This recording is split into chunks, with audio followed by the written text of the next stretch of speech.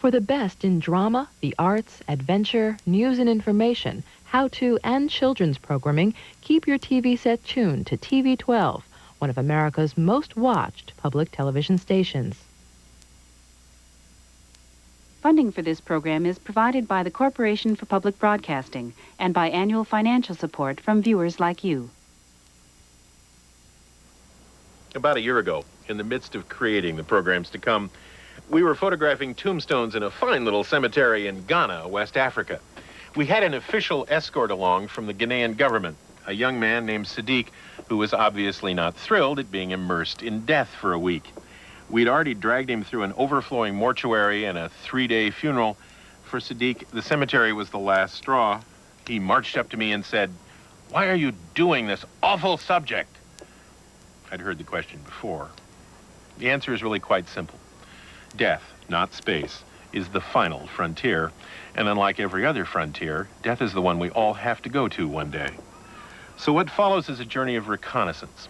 By looking at the way people all over the world prepare for life's last great adventure, we hope to get some sense of the adventure itself.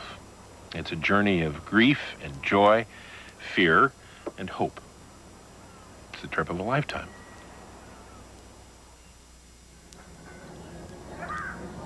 कस्तूरी तिलक लाड पटले वज्रस्थले कौस्तुभं नासाग्रे वरं मुक्तिकर्तले वेणु करे कंकणं सर्वांगे हरिचन्दनस्य श्रीललितं कैष्टे च मुक्तावली गोपिश्री परिवृत्तो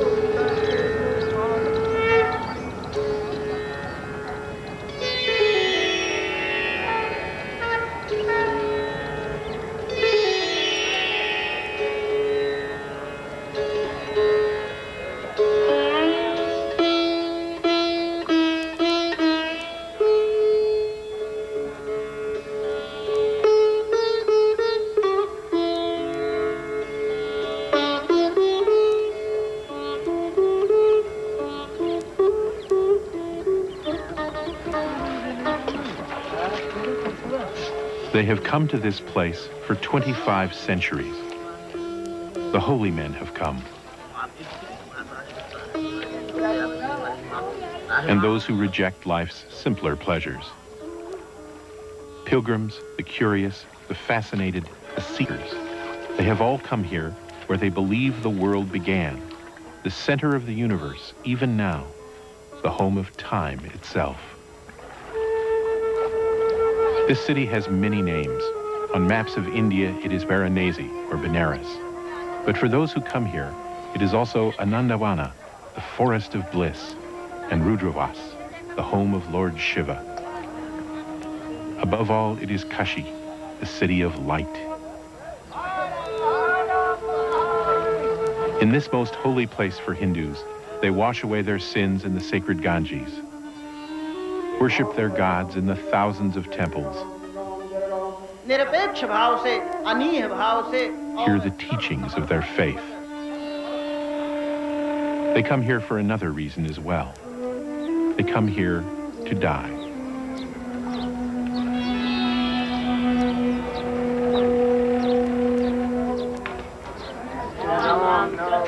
The city of light is also the city of death, because dying in Kashi means liberation, freedom forever from the endless cycle of birth, death, and reincarnation. Yet even in this city where death is everywhere, the people respond to it as they do everywhere else. By coming here, they seek a good death. Sitting in the hospices with their dying, they grieve and hope for a better existence in the next world. And like all of us, they surround themselves with man-made images of death, from the fanciful gods of destruction to the very real fires of oblivion. Cremations go on here 24 hours a day, and the streets are full of the mourning and the dead.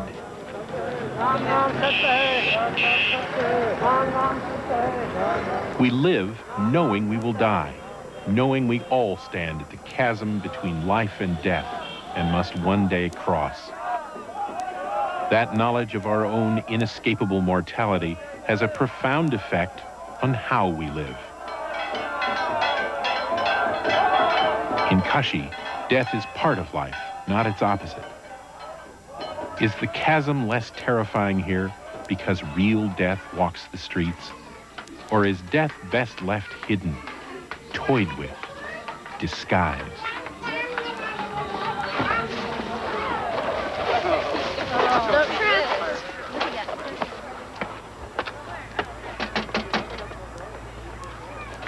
Trick or treat!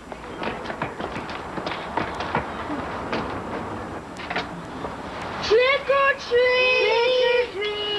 Here you are. Just take one. Bye!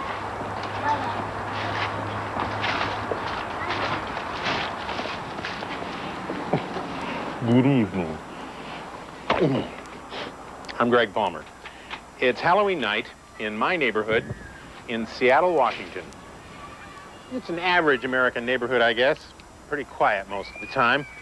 We tend to stay in our houses a lot, in part because of the weather, in part because that's the way we like it. Here we go. Trick or treat! Oh no! This is our one Kashi-like night when the dead walk our streets, cardboard cadavers hang on our front doors, and we dress our kids up in flame-retardant, plastic, light-reflective death suits. 2,000 years ago, the Celtic All Hallows Eve was the time people tried to frighten off the spirits of the dead because those real Celtic unpleasant spirits were the ones playing tricks, lethal, witch on the fire, stake through the heart tricks. Most modern parents don't know anything about that. We don't have any sense of what we're really doing out here tonight.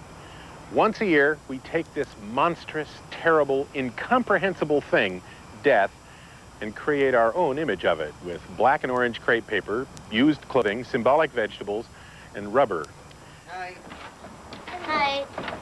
Death isn't frightening anymore because we can see it and control it.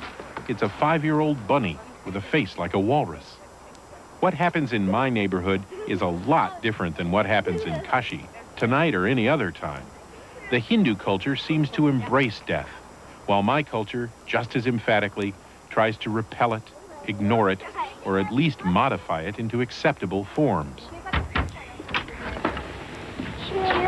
Here you go. You guys look great. And has it worked for us? It's worked so well, we've forgotten why we're doing it in the first place. Halloween is the only ritual for the dead my culture celebrates. But now Halloween has as much to do with death as the Orange Bowl parade has to do with citrus fruit. But you don't have to walk around Halloween night to see death reduced to controllable images. Just look at the death we've surrounded ourselves with for centuries.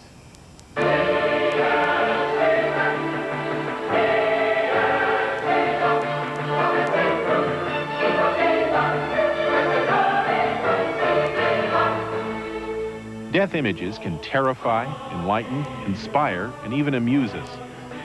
But they all seem to serve the same purpose, to put death in human terms.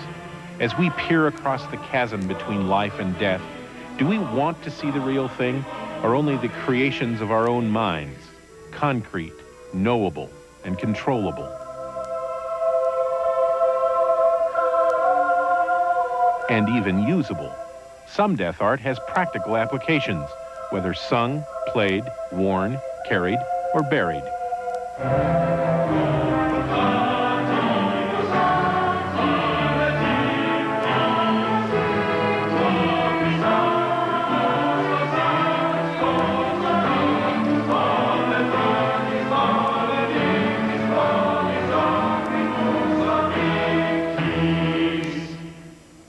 Practical death art can become death business, especially in cultures that believe in extraordinary graves and lavish funerals. And sometimes, on rare occasions, death business can supersede all others. This is Ntanso, a village in Ghana, in the heart of the Ashanti Empire. The Ashantis are famous for their huge funerals, and Ntanso is famous because this entire village of craftspeople, weavers, artists depends for its livelihood on death.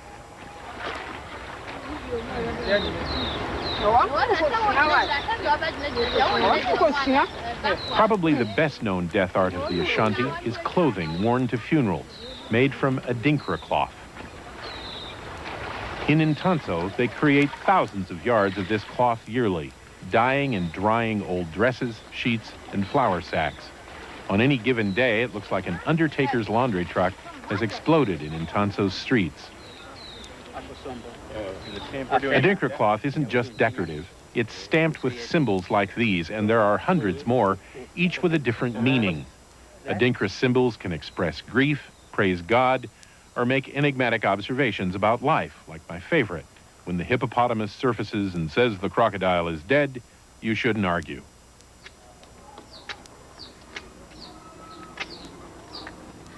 And many Adinkra stamps say something about the deceased. What does the spider say to people? Spider? Yes.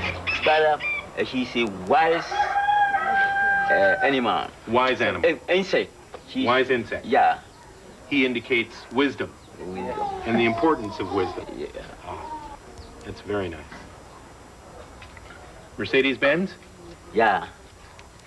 What does that indicate? Wealth? Money? Yeah. Yeah. Every country, it's that way. You see, good car. Joseph Nsia is the premier Adinkra stamp designer and maker in Intanso. He's been carving his messages into calabash shells for decades. He says Adinkra stamps and cloth help people focus and express their feelings. With death and grief, sometimes it's easier to wear it than think about it or say it. Around the corner, stamper Kwame Tewia has been applying Mr. Nsia's stamps for more than 60 years. And sometimes reapplying. Although the dye used to darken Adinkra cloth is permanent, the ink used to stamp it is not. Wash a cloth once, and the art of Mr. Nsia and Mr. Tewia disappears forever. But Mr. Tewia isn't concerned about the temporary nature of his life's work. He thinks the stamp he's using now says it all. It means, fear nothing except God.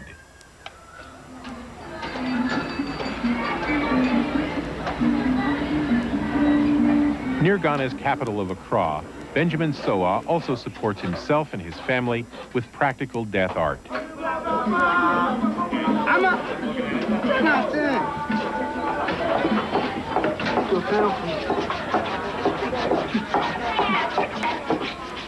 He designs and makes extraordinary coffins that, like some Adinkra stamps, comment on the person who occupies them. A good mother might be buried in a big mother hen, a cocoa farmer in a cocoa pod. The future occupant of that blue coffin in the back was the first fisherman in town to own an outboard motor. And Mr. Soa's most popular coffin? Mercedes-Benz coffin. Right. The man who ordered this beauty will spend eternity in vehicular style. The coffins and cloth have an obvious functional purpose, but doesn't all death art, even the most frivolous, serve a purpose? Doesn't it help us peek across that terrifying chasm, or at least think we are?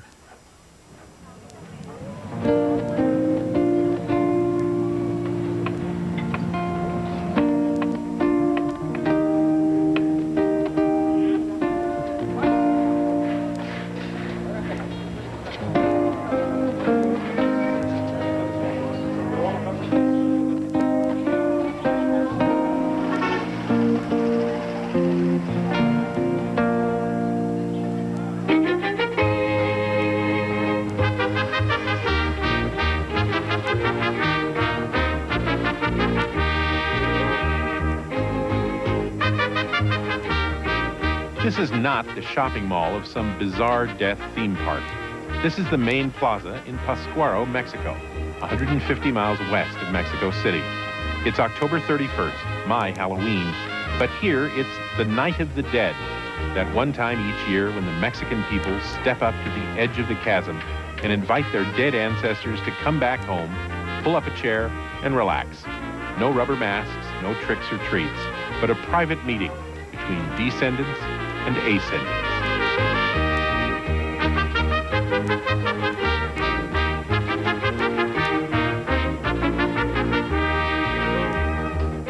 The Mexican, wrote Octavio Paz, jokes about death, caresses it, sleeps with it, celebrates it. It is one of his favorite toys and his most steadfast love. In the Pascuaro Square, there are flowers to give to your love. The old ladies say cut flowers are just the right image for the Night of the Dead. They are dead, but still beautiful. Besides flowers of death, there are also toys of death. And they all seem to have one purpose: to reduce death to just another being who watches TV, uses the toilet, and poses for sugar candy. It's interesting how quickly figures like these don't seem appallingly garish, but in fact funny and even meaningful. Death and life are so intertwined, they say, that death figures can do everyday living things. Though, if I were to buy this one, take it home to my friend the obstetrician, I don't think he'd see the joke. He might see it, but that's probably all he'd see. For the people of Mexico, though, the Night of the Dead is a lot more than just an annual macabre joke. It serves the same purpose as my Halloween. But unlike mine, this Halloween hasn't been stripped, cleaned, and deboned of all its original meaning.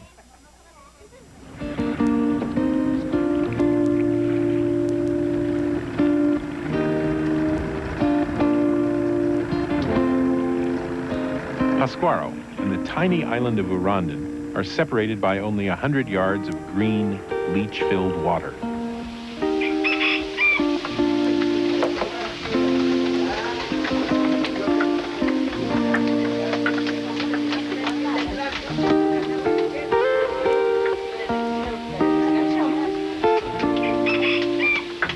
Families live on the island, including the Castillos, Dimas, Gumazinda, and their children and grandchildren. They are Purépechan Indians, proud of their faith, their heritage, and today especially proud of the family altar they've lovingly created for the Night of the Dead. This is the way we welcome the spirits of our ancestors, our dead, when they come back later tonight.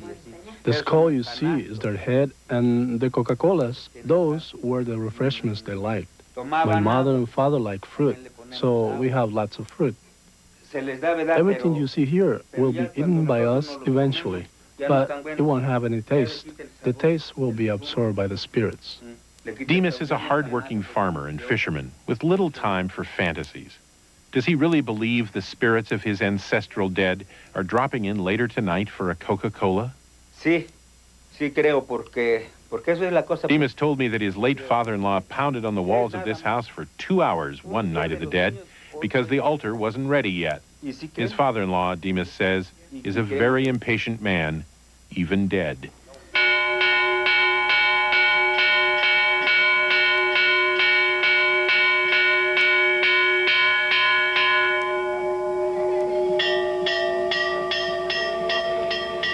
Before their deceased relatives arrive for snacks, the Urandan families gather on top of the island to hold a service in the church courtyard.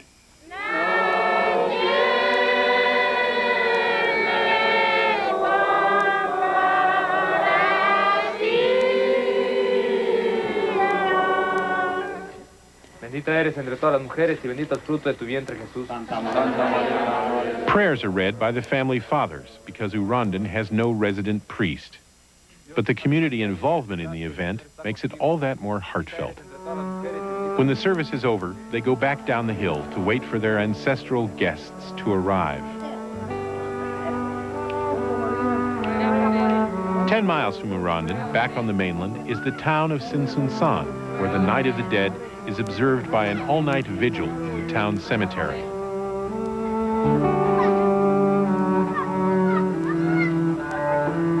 Sinsunsan families have spent days cleaning and decorating their ancestors' graves. Now they sit in reverence, but also in defense.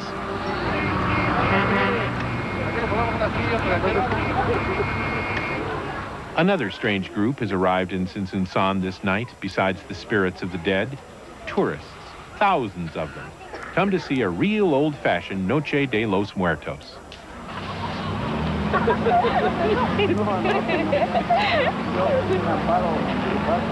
Inside the graveyard walls, the tourists jockey for position on the muddy paths to catch that perfect snapshot of genuine religious rapture before their bus leaves for the next stop on the three-cemetery tour.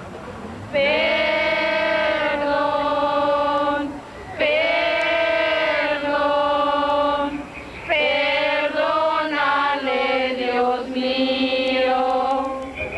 hard for me not to feel very uncomfortable about the tourist frenzy that's going on here right now. I've always thought graveyards were quiet, contemplative, reverent places. And though the people of Tsinsunsan show a remarkable ability to ignore their more obnoxious visitors standing a few feet away, they're still outnumbered by them 15-1. But they put up with it. And not because they have to, but because they want to. There's a financial reason, of course. A lot of Tsinsunseños are selling hot dogs and tacos tonight. But there's also a spiritual reason. I look at this crowd of gawkers and want to get back to Dimas Castillo's place in Urandan. The Tsinsunseños look and see not tourists, but guests. It's almost as if confronting death is not quite enough. Someone must see you do it. Juan Natarino's wife, Marcelina, died just 2 months ago. So he is one of the few townspeople here tonight in actual mourning. If anyone besides me is offended by the frenzy, it should be him. But Juan says the tourists don't bother him. In fact, they honor him, the town, and Marcelina's memory. En el nombre del Padre, y del Hijo, y del Espíritu Santo. Amén. In the middle of the night, town priest Efren Cervantes conducts a brief mass. And after that, the Night of the Dead in Tsinsunsan becomes an increasingly private affair. A few hours later, the tourists, the priest, and even the Castillos back on Urandan are snug in their beds. But Juan Natarino is still here, with his grief, his memories, and maybe, just maybe, with the spirit of his Marcelina.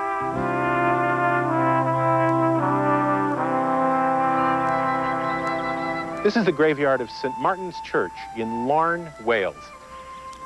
And this is the grave of poet Dylan Thomas, a particular hero of mine. As an unbaptized Unitarian, intellectually, I don't think there's anything of Thomas here now, just bones in a box. And yet, for me, emotionally, there is something very moving about this simple white cross on a Welsh hillside.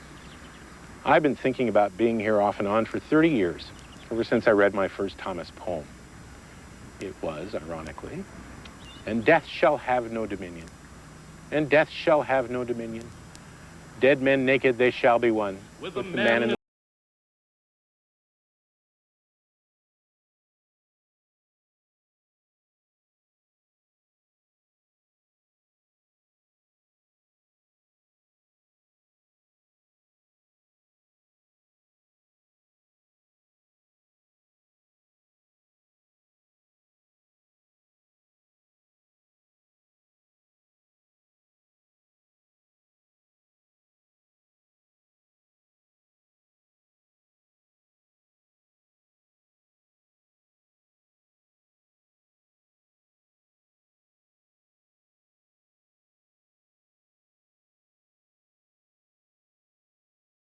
and death shall have no dominion.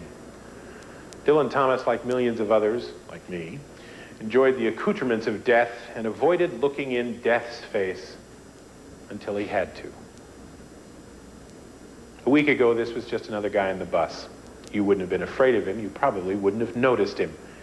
Now he is mysterious, repellent, terrifying to some people, even though he was potentially more dangerous to you a week ago on the bus. And how you react to him now has something to do with whether you have experienced the moment yet, the moment when you realize for the first time, when you really feel it, that someday this will be you. For me, that moment was just a few years ago. The Japanese dance troupe Sankai Juku had come to town for an appearance, including a free performance of The Dance of Birth and Death. 4 men, painted white, nearly naked, descending on ropes down the facade of a 6-story building. There were probably 1,000 people in Seattle's Pioneer Square when the performance began.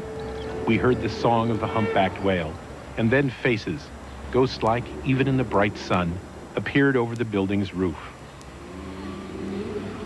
About 10 minutes into the performance, Yoshiyuki Takada's Dance of Birth and Death became real.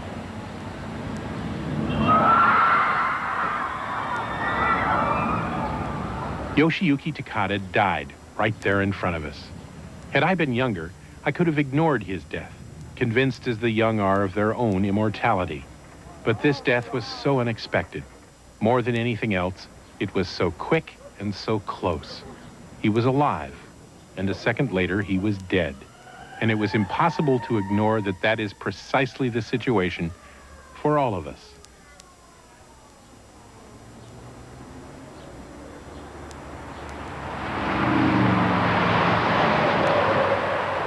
Consider just one obvious example.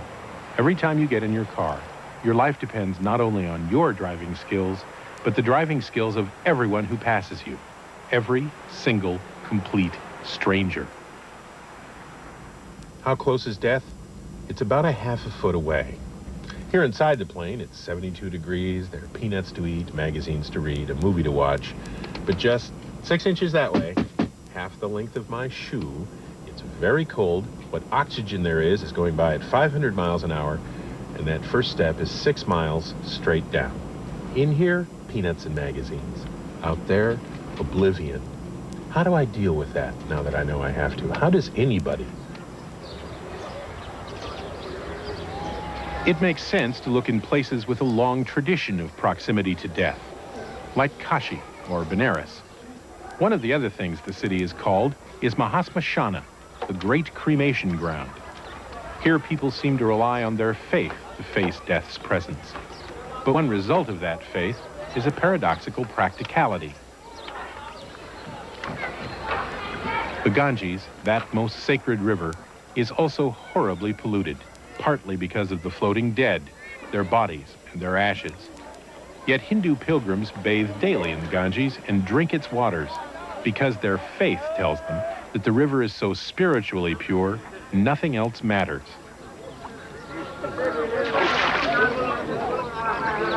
Not far away, however, practicality takes over. The Indian government has instituted an experimental anti-pollution program, introducing turtles into the Ganges to eat the human remains they find there.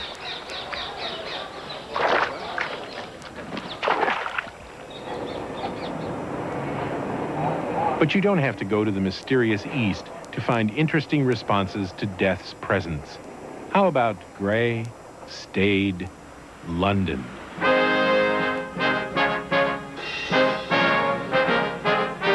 Dr. Samuel Johnson wrote, "When a man is tired of London, he is tired of life." He might just as well have written, "When a man is tired of life, he can have a swell time in London."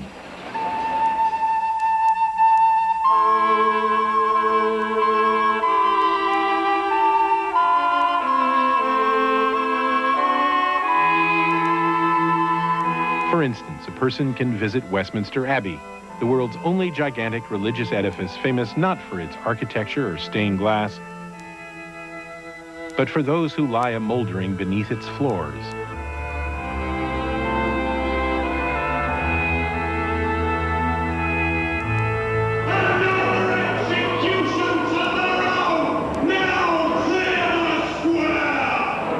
For the youngsters, there's the London Dungeon, where the city's 2,000-year-old fascination with the dead, and how they got that way, comes alive in a series of arresting tableaux.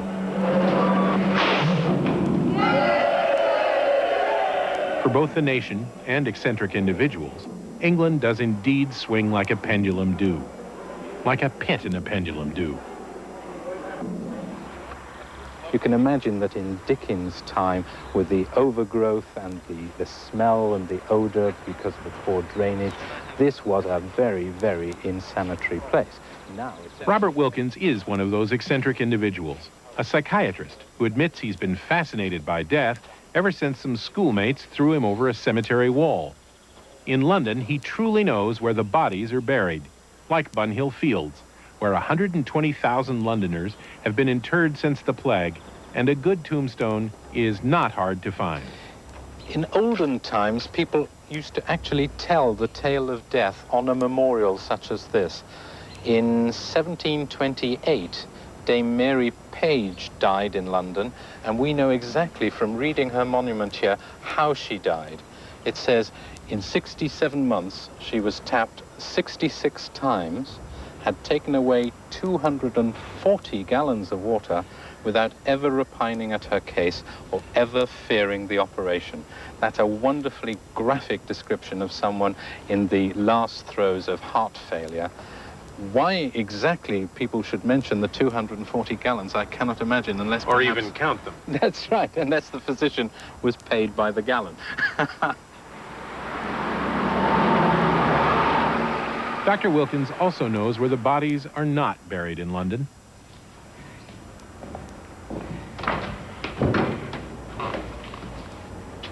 Like the most famous permanent resident in the belfry of St. James Garlic Heights Church.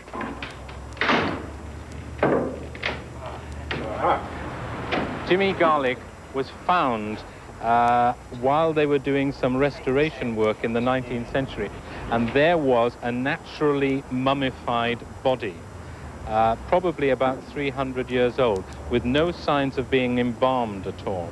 The only mummy in Britain that is indigenously British. I think he's beautiful. I think he's innocent and he's beautiful. You're not arguing for the end of cremation and burial and instead mummification. You don't want to be propped up in your own parish church, do you? Now that's not a bad idea. That's not a bad idea. Barring mummification, I suspect Bob Wilkins would rather spend eternity as the explorer Sir Richard Burton and his wife, the Lady Isabel, are. In this full-size stone field tent in a London cemetery. Bob's visited Dick and Iz here many times and discovered a wonderful secret. Around the back of the tent, there's a window for the truly fascinated. Sir Richard on the right, Lady Isabel on the left. Now, what I've done is to take a conscious decision to confront my death anxieties and form them into a sort of therapy. The thesis being that if you immerse yourself in death, you can't be afraid of it. But your contemporaries think you're creepy. Yeah, I'm called Dr. Death, and it hasn't worked as a therapy anyway. I'm just as frightened as I ever was. That's 5 and all there, 5 and 5 1 minute, 5 1 5 now, 7 after you. 3 now on the blue shirt, 4. That's 4 now, 4 3 minute, 4 big. The big spinners are out today. That's 3 half, you're on 3 half now, 1 3 half, 400 right out the bag at $400 there now. You're buying a piece of your destiny at $450. Wait, there, 5 half now, 5 half now, that's $600 here now, but you on $600 got. That's $600 there now, but you on $600 already gone. Wait, there's $600 on now, and $600. What's your number, sir? 708. 708. And how much would you like, sir? One for yourself and your wife? Thank you very much. And one. All right, why'd you buy it? Why? I bought it to make it into a lounge. Yeah, a couch sort of. You worried that your interest here is perhaps a bit morbid? Nope. No. Is everybody going to want one in your neighborhood? Probably not. So you're going to sit on this while you're alive. That's right. And then when you're dead, you'll inform your wife, assuming she survives you, that's right. Take all the foam out of here and put you in, and off you go. That's right. Well, you'll have time to get used to it. That's right. I had plenty of time to sort of get used to sleeping on it. Can you really imagine lying? I mean, seriously for a minute. Can you imagine spending eternity in there? Not really, no. You want to see what it's like with the lid closed? Let me know when you want to come out. Just tap on something. We may hear you.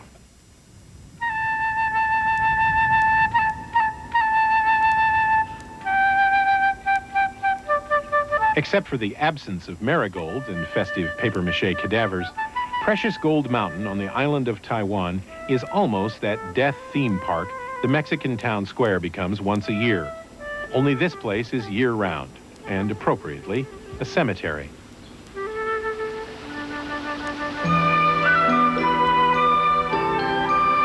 Besides the sometimes spectacular graves, there's the richly appointed bone tower, with spots for the bones of thousands.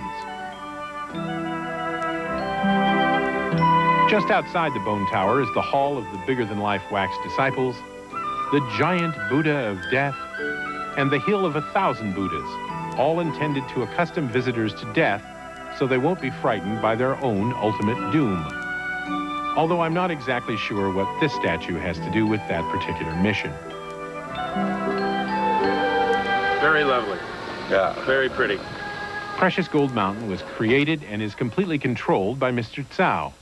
Instead of filling his death world with benign and amusing oddities, as Bob Wilkins in London has done, Mr. Tsao has filled his with things he likes to see, the Buddhas, the tower, the elephants. And it works for him. Although surrounded by death, He calls himself the King of Happiness, and he means it.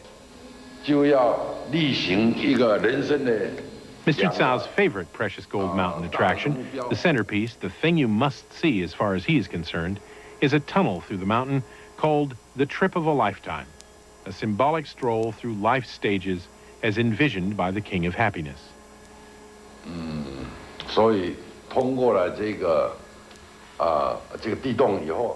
After you pass through the trip of a lifetime, you shouldn't be so afraid of death. When you come out, you should think that death is just natural.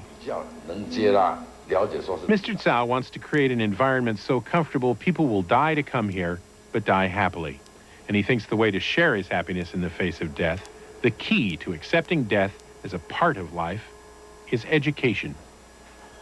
I've thought about death a lot because, well, my grandma died and my grandpa died and my really little cousin died, and it's like something I can't get away from. Like, sometimes I think that nobody else is going to die when I die. Like, there'll be nobody up in heaven with me, and I'll be all alone. These are fourth graders at St. John's School in Seattle. Today, they are facing death through education. What does this title mean, A Time to Live and a Time to Die? That, like, everybody's gonna die someday, and that eventually we're gonna have to deal with it. Okay. During a bad month 4 years ago, one student and two parents in the St. John's community died. Grief counselors came in, but St. John's decided that kids needed more than just a quick emotional fix. They needed basic knowledge. After I die, I'm sure nobody's going to remember my favorite movie. What teacher Kate Bruni does with each fourth grade class now is a basic educational unit, treating death like spelling and math, with homework and a lot of in-class projects. Kate's kids have written their own wills, listed their memorable talents, and described the crosses they had to bear in life. Those lists ran heavily to siblings. And unlike many American kids, they've talked about death and listened. You know, if I say to you, tomorrow we're going on a picnic, you're not going to be afraid because you know what that is. You know what picnic is. But if I say to you, tomorrow you're going to die, that's a little bit scarier because you don't know what that is. And not many people come back to tell about it. One of the things that we're going to do today is I want you to make your gravestone. You need to think about, I want you to write your own epitaph. I want you to think about, what do you want people to remember about you? Okay, do you want white or gray? Before you start cutting your paper, you need to have your epitaph written. Hey, do you like mine? I'll show remember me by my kindness. I like that. Okay. Ooh, interesting. I think that's wonderful. This is what mine's going to say. I know. And I might want to... Dear Line's a person who had no special talents except the talent of love. All right. Excuse me. I'm glad that you worked so hard. We're going to take some time off now and go to recess. And death instruction is over for the day.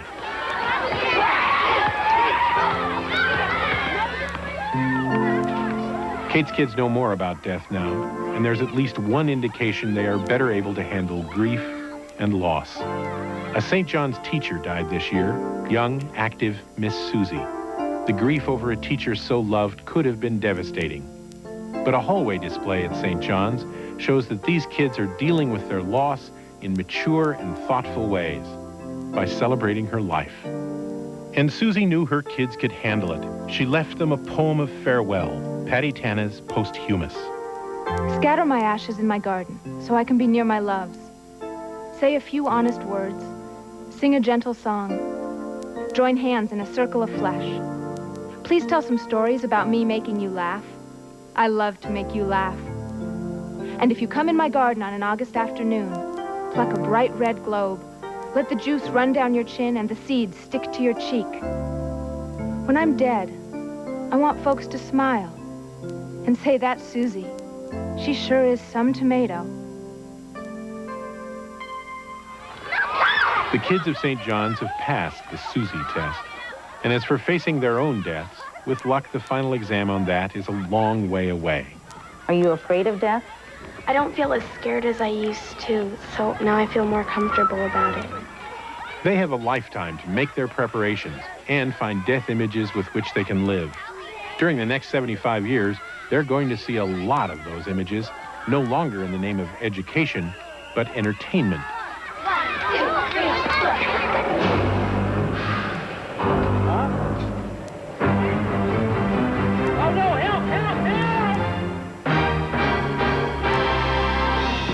You can't talk about fascination with death without talking about the popular media. In the 1980s, a quarter of all the fiction sold in America was written by Stephen King. That's not because he's one of the great prose stylists in literary history.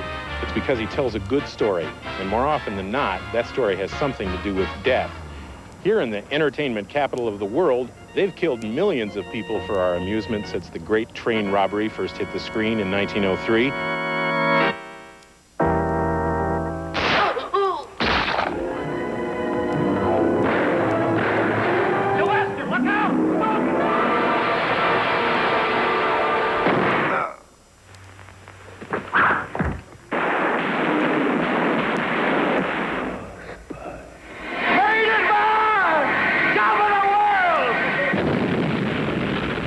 Take a trauma movie like The Toxic Avenger, where you have someone being made into a milkshake. Is it that kind of death you're talking about? Is it death that's in the class of Nukem High Part 2, where a bikinied person is dropped by a 30-foot squirrel and then crushed by a giant acorn? I mean, what kind of death are you talking about here? You fat slob, let's see if you have any guts. People being made into French fries, people having their heads squashed by cars.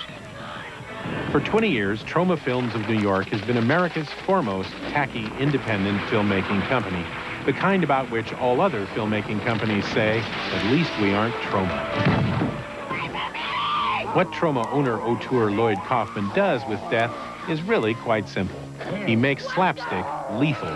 A man slips on a banana peel and his guts fall out. Death is diminished by becoming as threatening as a pie fight. Lloyd, however, disagrees. I think if you are in an audience that sees a Troma film, death is bigger than life. It ain't diminished. Yeah. It's the star.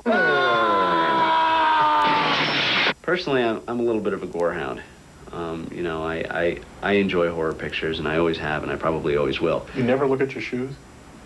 No, I never looked at my shoes once, I'm happy to say.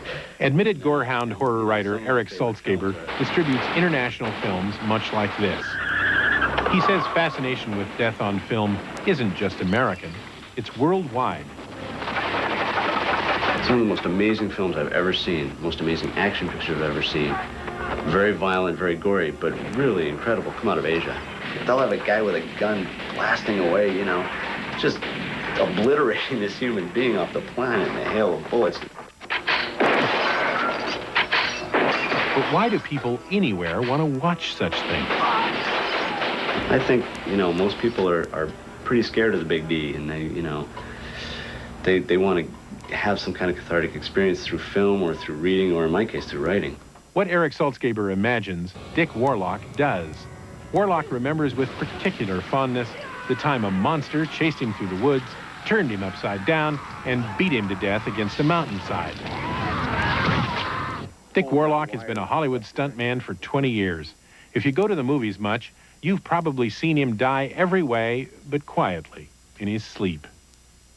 There have been a couple of things that I've done where I said, I could have bought it on that, but most of the time, like I say, I try to eliminate as much of that danger as possible.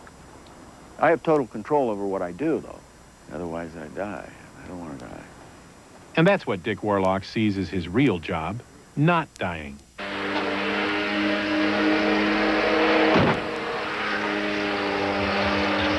That cathartic experience of watching other people die Eric Saltzgaber talks about is part of the attraction knowing that the people don't really die.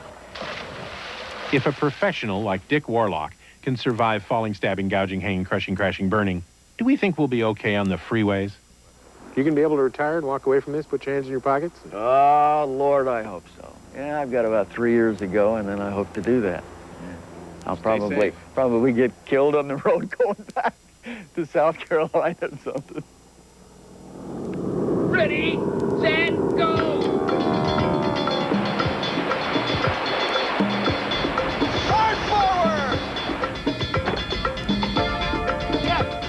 Another way some of us overcome death, or think we do, is by not quite dying. More people killed on the American interstate highway system every day than have ever died doing this. But these days, you almost have to drive to live, and you don't have to throw yourself off a bridge.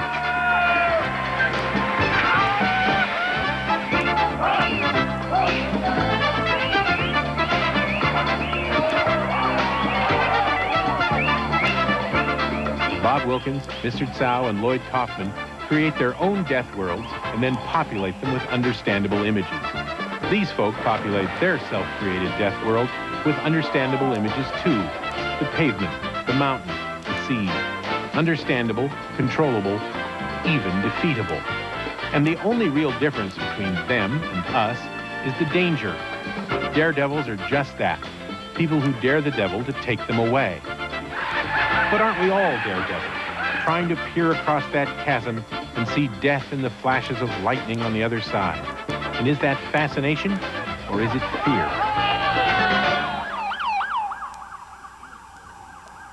For those people who don't have the luxury of creating their own death worlds, but have death thrust upon them, fascination is ridiculous, and fear is everything.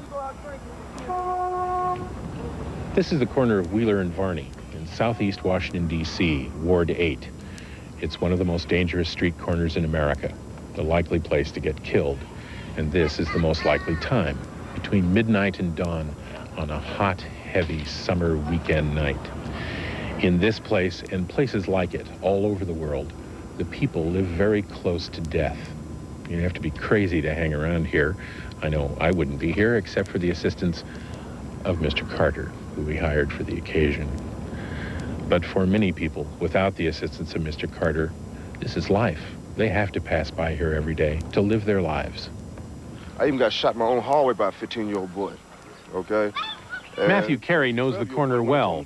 He's lived at Wheeler and Varney all his life. But for the same boy shot me, killed a 14-year-old boy on top of these steps here. And he's gone for life. What was your personal spirit like when it was bad? When it was bad, if I was going to the store and you walk to the store doing like this, watching your back all the time. Now I come out here 11:30 at night going to the store. I don't even think about it no more.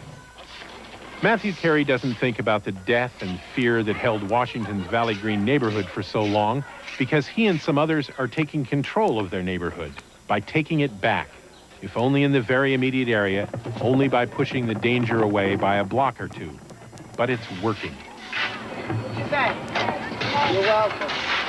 20 yards from that most dangerous of street corners, this is what it was like the next afternoon.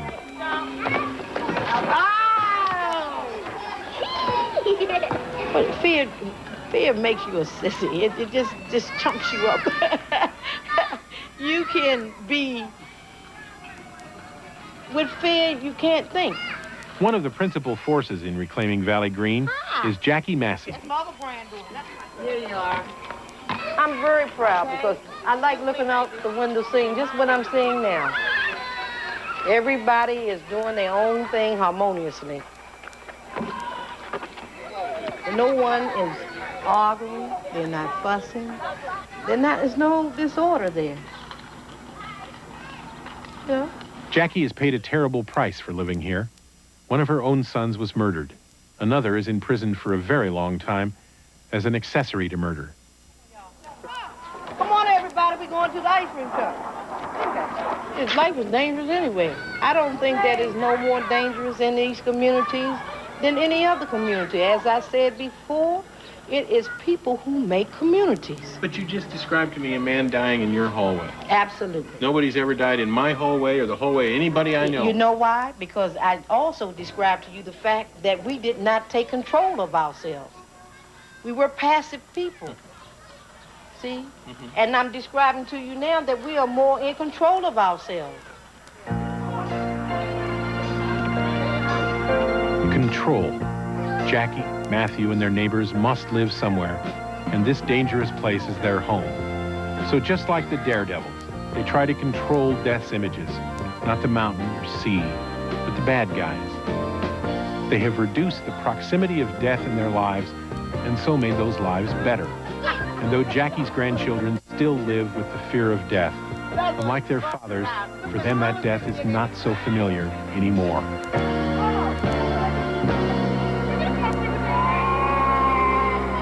Cambodia, 1978.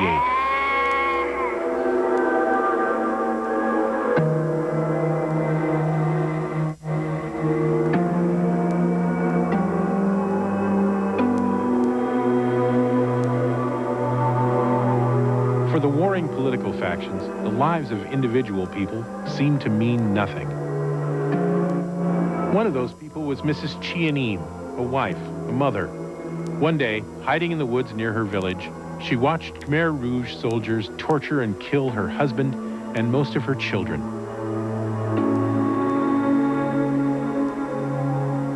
Mrs. Eam escaped to America, but she found that the fear followed her. This is Chianim today, a grandmother living in Long Beach, California. She is blind, not for any physiological reason, but because she saw too much. When I witnessed all of these people being killed, it gave me an unbearable headache. It's not just a headache. My brain hurts. Then I can't see anything. My vision becomes blurry, and then there's pain. Mrs. Eam has surrounded herself with memories of her lost home and family. Man-made images of death will never console her. She has been too long at the chasm, too close to the edge. I want to see pleasant movies. I don't want to see anything that involves shooting or stabbing. I lost my husband, my children, my siblings, all gone. My heart is broken. 10 more minutes and try to stay on the sidewalk. Okay. Halloween's almost over for another year. In Tsinsunsan about now, the graveyard should just be filling up. In Valley Green in Washington, D.C., I expect Jackie Massey's just gathering the grandchildren in before the night takes over. And Mrs. Eam, who knows what Mrs. Eam thinks of Halloween. One other thing has happened in the last hour. More than 6,000 people have died throughout the world.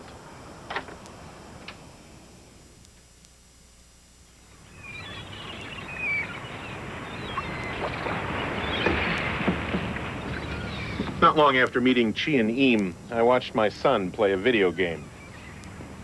He could die 3 times before the game was over, and in between his deaths, he killed dozens of people.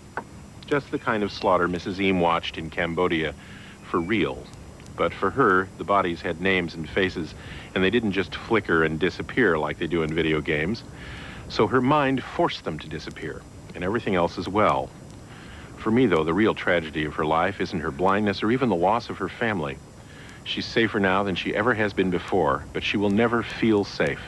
Chianim is terrified all the time, and that's a horrible curse for anyone to endure. I suppose the question is why we aren't all cursed, all terrified by our pending death. In my culture, death is the opposite of life, the opposite of everything we value.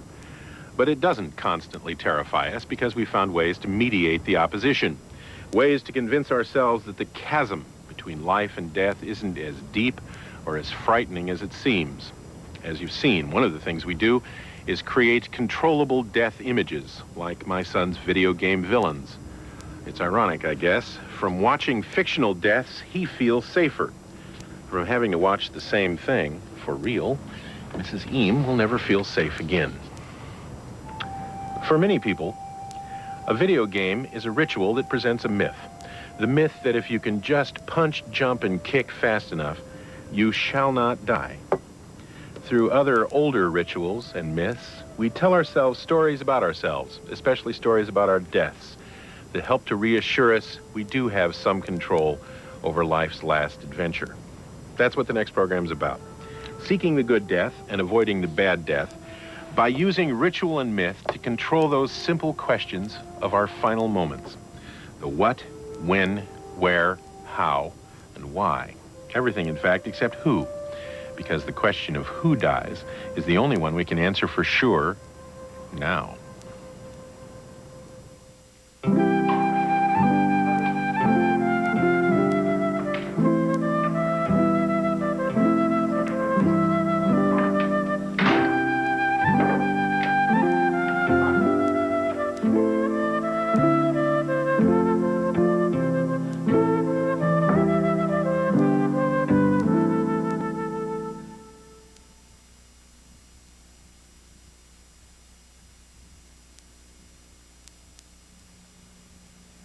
Hello, I'm Willow Carey of the TV12 staff. Thank you so much if you made a pledge during our 4-day fundraiser.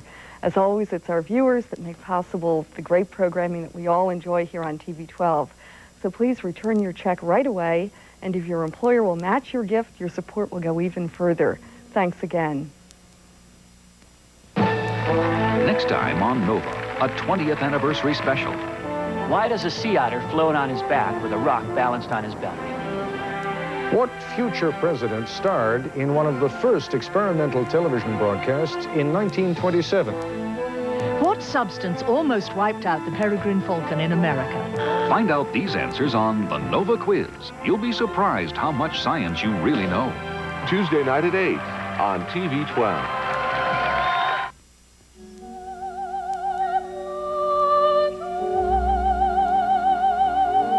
Great performances and American Playhouse team up for the first time to bring you the first ever television production of a towering musical theater classic. I got plenty of nothing, and nothing's plenty for me. Join us on Catfish Row for the Gershwins, Porgy and Bess. Wednesday night at 8 on TV12. Next on Mystery, we welcome a new member to our detective family. Detective Chief Inspector Allen, Scotland Yard. Good to meet you at last. A man with a simple detective philosophy. If a wrong has been done, it has to be put right. That will always get results. I dare say that'll be a matter for expert opinion. Absolutely fascinating. I can't make top or tail of it. Patrick Malahide stars as Inspector Allen on Mystery. Thursday night at 9 on TV12.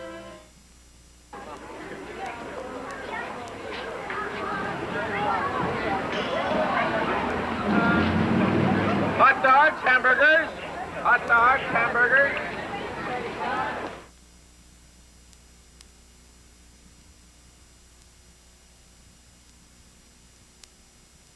Funding for this program is provided by the Corporation for Public Broadcasting and by annual financial support from viewers like you. One of the people you're about to meet is Tom McCormick, who teaches hospital staffs how to help terminally ill patients prepare for their deaths. Tom's message is deceptively simple. People should be allowed to die in character, he says. We should be allowed to die as we lived. I'm Greg Palmer, and on this part of the trip of a lifetime, we journey with the living and the dying in search of that simple dream of the good death. Commandant, we have a blood run number for you also. Ida, Tom, Paul, 4850. Well, what we found. Okay. See any on his back. Okay, well, let's get the grenade back.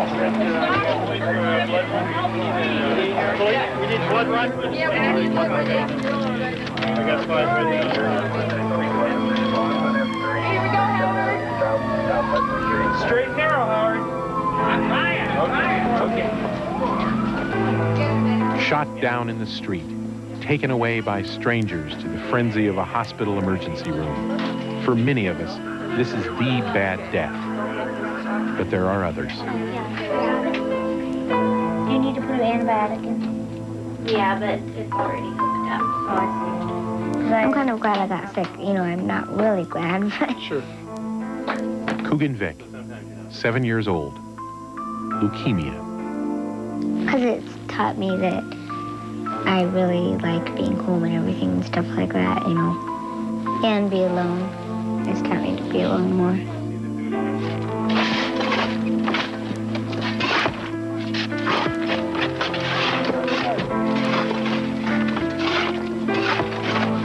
Potter's Field, Long Island Sound, where each day jail inmates bury New York City's indigent, unknown, and forgotten. Each white stone that you see here represents one plot. In each plot, there's 3 sections.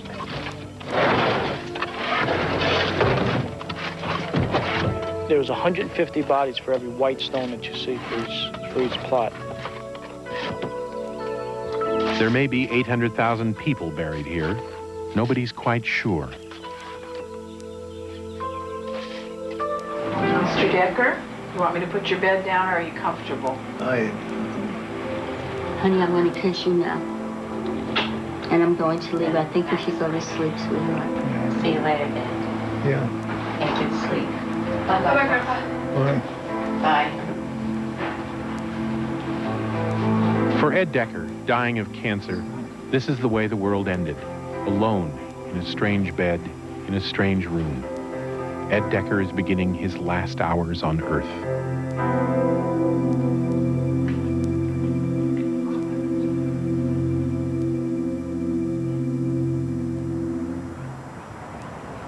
Life's greatest fear, after death itself, may well be a horrible death. And while the fear of a bad death is universal, the definition of bad death varies widely between cultures and individuals. For some people, it's where they imagine their death taking place, alone, among strangers, or forgotten. Or it's when it happens, far too early, like the death of a child. Sometimes it's why we might die that scares us, the meaningless death of murder or accident, or perhaps it's how, in unendurable pain. So it's not surprising, we all seek the good death, no matter how we define it, and whether we realize it or not. And the way we try to achieve our good death is by controlling those basic questions of our final moments, the when, where, why, and how. Usually the thing we do first, and the thing we do last, and the thing we do most to control our death is hope, especially when what we're trying to control is when we will die. Come in. Hi, Ed. Hi. How are you today? Ian looks healthy, but he has serious AIDS complications and lives in a Sydney, Australia hospice for the dying. For Ian, when is the only question left, and hope is all he has. All I have to do is survive probably another 24 months. That's probably all it's going to take. The pharmaceutical companies want to, the politicians want to, because once they've got something patented, they're going to be on the bandwagon and there's going to be distribution. It's going to take time, but I'm sure there's something that may not cure AIDS per se, but it will certainly stabilize my condition. And that's what I'm hoping for. Ian hopes science, business, government, somebody will help him control when he dies by providing the miracle he needs. And there are a lot of people working the problems. People in suits, lab coats, swimwear, and sweatpants all over the world. The purpose of this next scan is to measure the total body mineral content and also your fat and muscle mass. In research at the Veterans Hospital in Milwaukee, elderly men are being rejuvenated through injections of biogenetically engineered hormones. Patient Albert Cleary thought he was on his last legs, but now the muscles and bones in those legs, and in the rest of him, are thicker and stronger. At the National Institute on Aging in Baltimore, Dr. Richard Cutler is trying to control the actual aging process through genetic manipulation. He's had some success with mice, but Dr. Cutler is cautious about proclaiming any breakthroughs in human life extension yet. A number of people were concerned that if this is, of course, really true, then it made the possibility, realistic that it might really, so it got people thinking of whether or not it's a good thing. You will hardly even say that it might let you live a long time. You just literally stopped before you said that, didn't you? That's right. I mean, I've been conditioned. I'm not trying to force you to say we're all going to live to 150, but let's face it, Ma and Pa sitting at home right now is listening to you talk and saying, wait a minute, if I get some of that gene juice, can I live to 150? Right. Well, that's perhaps possible. Dr. Cutler and most of his scientific colleagues think significant life extension is just around the corner. but some people think it's already here. Dr. Ward Dean, a 50-year-old Florida physician, believes the solution is already available drugs. Well, this is niacin, vitamin B3. This is fenformin. This, of course, is aspirin. This is coenzyme Q10. This is pantothenic acid, vitamin B5. Ward Dean takes 85 pills a day.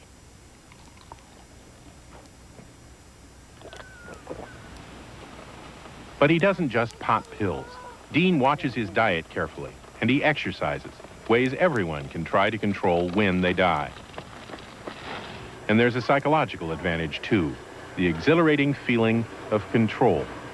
Lil and Ace Leshner. 2, 3, 4. I don't think about technology taking care of me. We're living. We do this stuff every day. There we go. Nice and easy. 8. I can say, I'm not going, I'm not dying. It happens, but I have plans for tomorrow. Someone came to me and says, do you know so-and-so died? And I said, yeah. Where are you going for dinner tonight?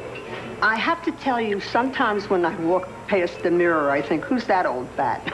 Well, one thing I've learned, you never ask them, how are you? Because they proceed to tell you.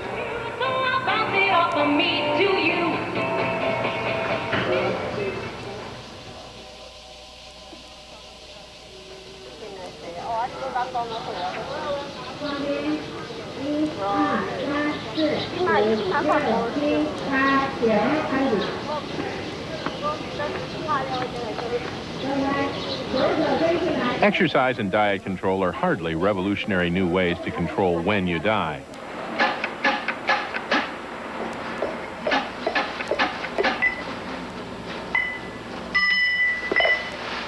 For 5,000 years, the Chinese have revered longevity, achieved through daily physical exercise, nourishing food, and herbal medicine. In a typical Chinese herbal shop like this one in Taipei, you can find everything from stag horns to lotus root, natural substances the Chinese believe enhance the benefits of good food and a healthy life by balancing the cosmic forces constantly coursing through our bodies.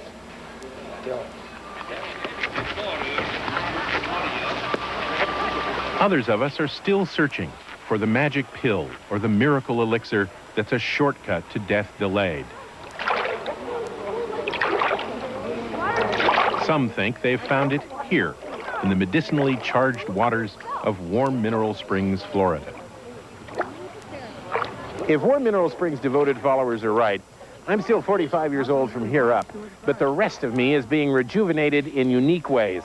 And it's going to be that way as long as I stay in here. Just ask the Colonel. Take a look at me. I'm close to 88 years old and in perfect condition. And you think this water is the reason? 100%, sure. Yeah? No question about that. I've had pretty bad arthritis 20, 30 years ago. I don't have any. No. Did you lead them here? Or? Yes. She's the 8th time. Why'd you come? 8th time. We've heard about the place from friends. I have a pain in my shoulder. Yeah? The Springs clientele believe they are delaying death by controlling one of its principal causes, old age-related illness. Trying to control fatal causes is basic to life, to the search for a good death. So in every culture, we turn to experts, scientific or spiritual, persons or objects, that might possibly help us control how we die.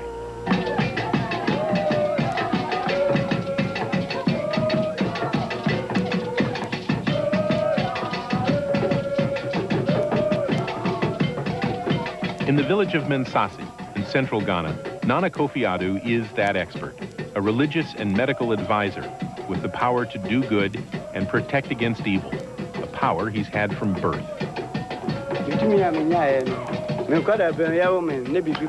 When I was born, I was holding a talisman, what we call a fetish. I was possessed, so like my father and grandfather before me, I became a fetish priest. I help people with their problems. I find the right herbs if they are sick.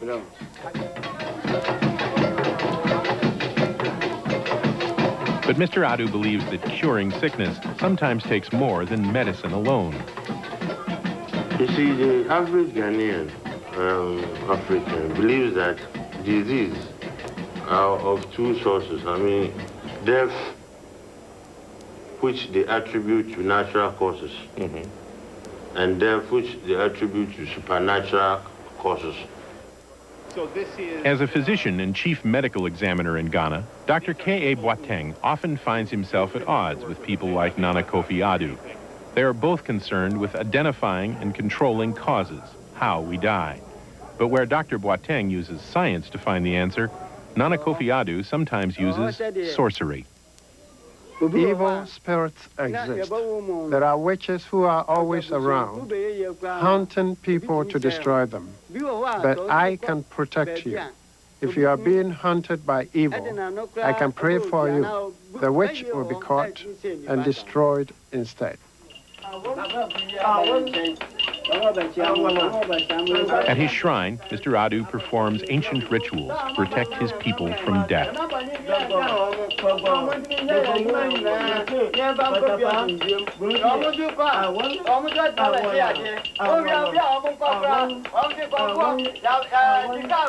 Identifying the causes of death is crucial to controlling them, and not as easy as it might seem in any culture. Dr. Boateng remembers a fetish priest jailed because he touched a child who then died. The child's family claimed it was witchcraft, and the priest was arrested. Dr. Boateng proved that, at least medically, it was a ruptured appendix. And the sorcerer obviously came out of jail. He came out of jail.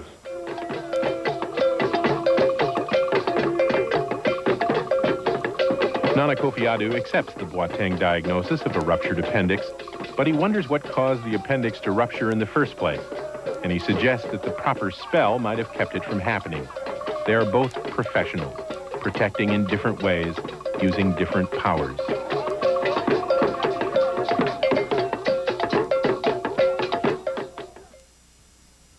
In earlier, less sophisticated times, Nana Kofi-Addo would have been called a witch doctor. So before meeting him, I thought I knew exactly what to expect from seeing countless old issues of the National Geographic. A wizened old man with a few teeth, squatting in front of a mud hut, astonishing the villagers with cheap magic tricks. Instead, I found a pleasant, intelligent young man dedicated to both his craft and his people. Wouldn't surprise me at all if Nana Kofi-Addo has a pile of National Geographics in his home, which he occasionally hauls out to laugh at. And does he actually have magical powers? Well, he told me he could kill a goat without even touching it, and there isn't a person in that village who doesn't believe him. As far as a demonstration of those powers, one of the things he did at his shrine was bless our return journey. I thought it was just a gracious gesture, but he said, "Oh no, you're going to need my protection."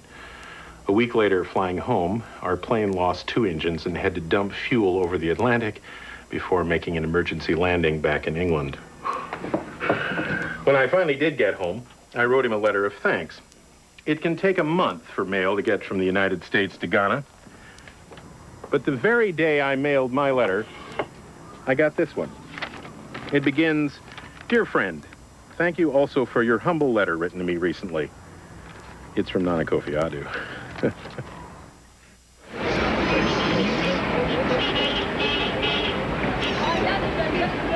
The world is full of expert death protectors like Nana Kofi-Addo, but we still look to even higher authorities to help us control how we might die.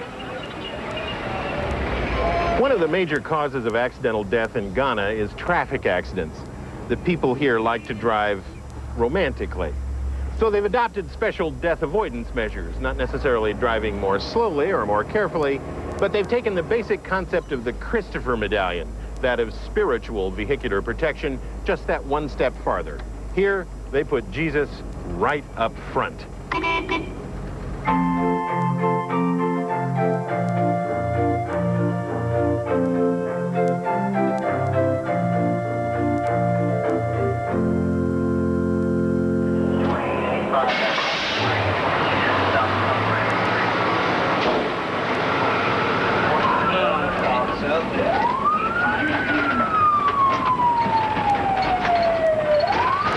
We worry about horrible deaths caused by everything from traffic accidents to vampires. But at least in my culture, more people die from heart disease than any other cause. has had a pacemaker, angioplasty. She has pain down her left arm and her back. Statistically, how we die is rarely unusual. And though prompt medical attention like this can delay commonplace deaths, it cannot prevent them. Seeking the good death by delaying when it happens will always fail eventually. So some of us try to control what death is. We seek the good death not only by defining what's good, but by defining what's dead. This industrial park in Riverside, California, is the center for at least one way people try to control death by defining what it is.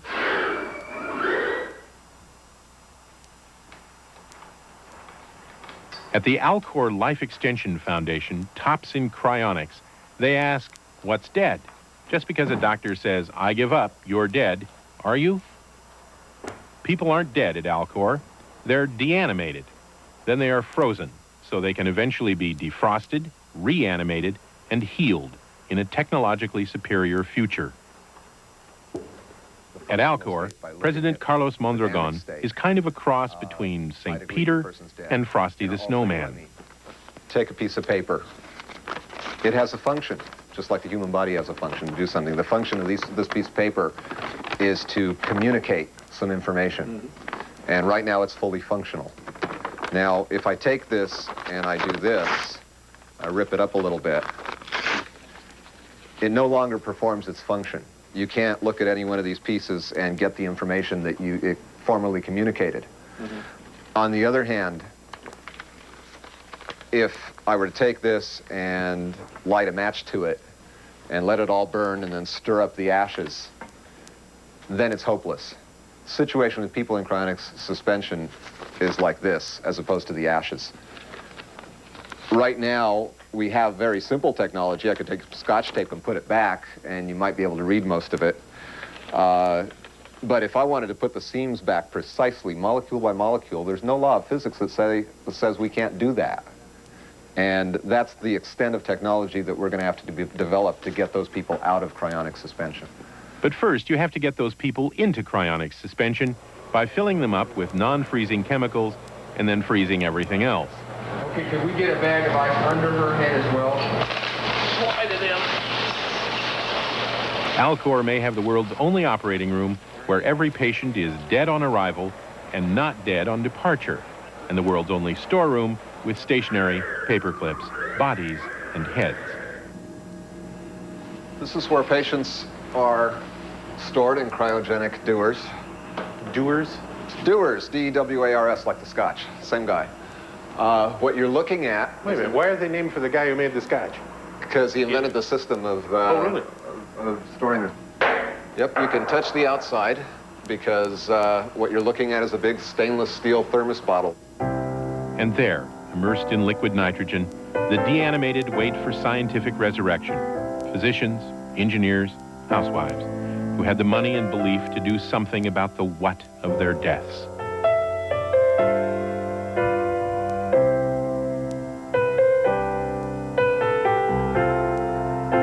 If these people are right, if they aren't really dead, most likely none of us will ever know. I'm not crazy. I don't think you get dead people back to life. I just don't happen to think those people are necessarily dead.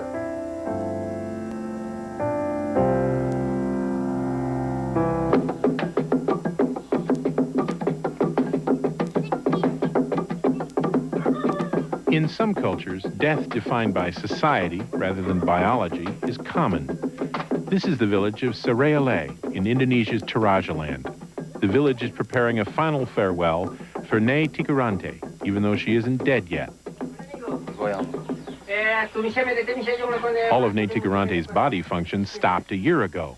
Since then, she's been wrapped in blankets and hung from the ceiling of her home, symbolically and literally suspended between life and death.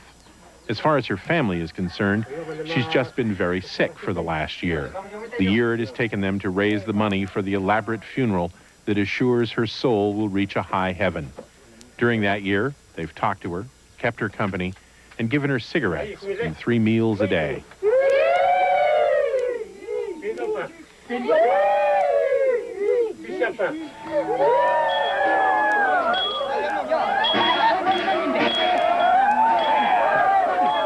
Now, with this ritual, she makes the transition from very sick to officially dead. And only then does her family grieve.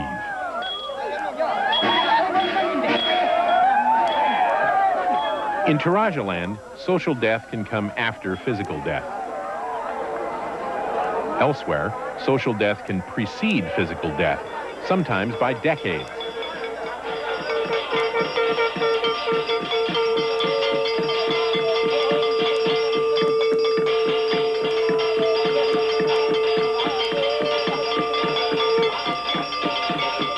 A common sight in Benares, India, are the sannyasins.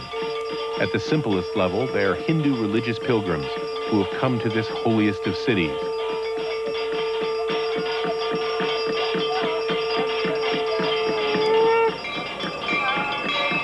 But in a very real sense, these people are dead.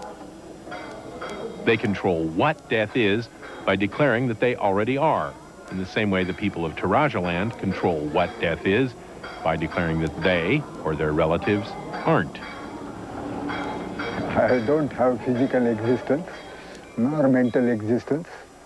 I am living in my soul, which is a perfect bliss. And so the question of death does not occur to me at all.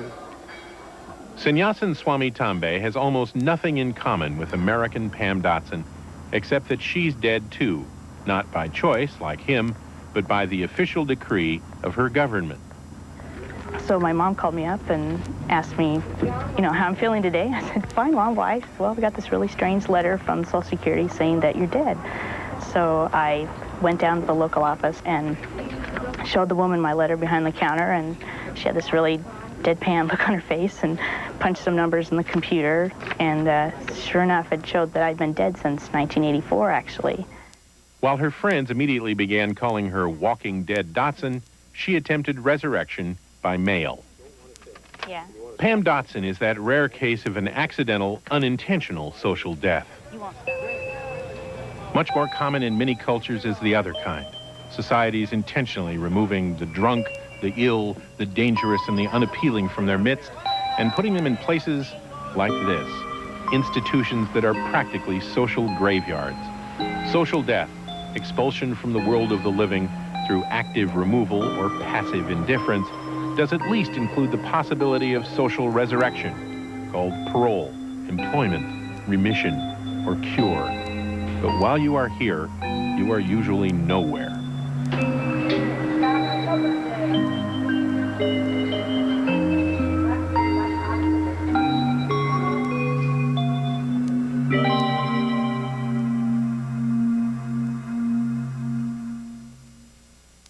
Sometimes we think that just dying is bad, but dying ain't bad, y'all. Hallelujah, dying ain't bad.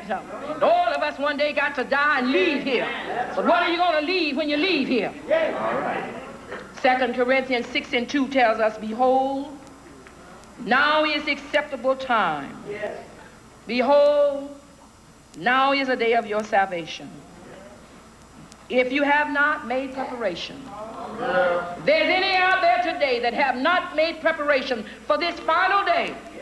Hallelujah, now is the acceptable time. Reverend Eddie Mae Lane is right. We've got to die and leave here, no matter how much success we've had so far avoiding, delaying, or redefining death. And that realization of our mortality seems to change us. Once you agree that now is an acceptable time, when you die becomes less important than why and where, as we seek the good death in earnest.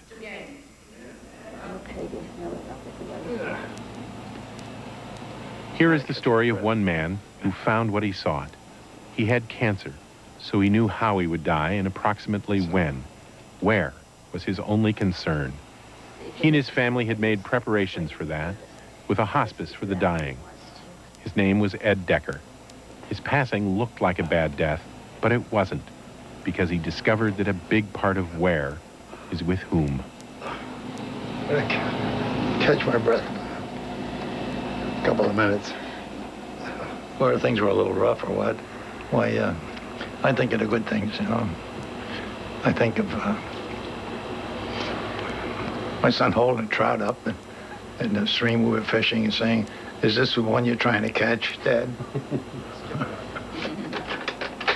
It's scary. It makes your heart, it hurts. Because if you love somebody and you realize, oh, I can't do anything more than I'm doing. What can I do for him? And it hurts and I'm scared a little bit. What's it going to be like to be without him? Hello, Ed. Hi, Diane. How are you doing? Pretty good. Well, I think a good death is a death that, for the patient, is pain-free or as much pain under control. I think surrendering and being with their loved ones and having that support there from hospice, but with the family being the primary givers of care. Now, are you still doing your walks? That's what they asked me. Oh, that you have to get up? You exercise, Mr. Decker? Well, yes, I go to the bathroom frequently. And I said, well, you're going to see our Judy. She died 2 years ago when he had heart surgery at the same time. And I said, you're going to see our little girl.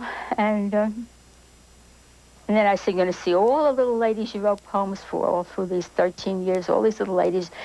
So I said, I'm sure they're up in heaven, too, most of them. And I said, tell them not to get over anxious when they see you, because tell them Ann is coming someday soon. So you better stay on your side, ladies. Don't get too cozy with me. And I made them laugh. So that ended the serious discussion about death. Anything you wanted to do in your life that you haven't done yet that you really want to do? Any regrets about, I should have done this, I should have done that? Yeah. I should have said I was sorry.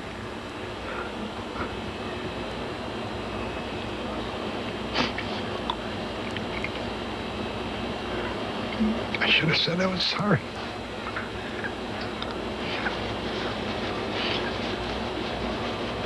If I could go, if I could go through my teens and still and be able to say I'm sorry.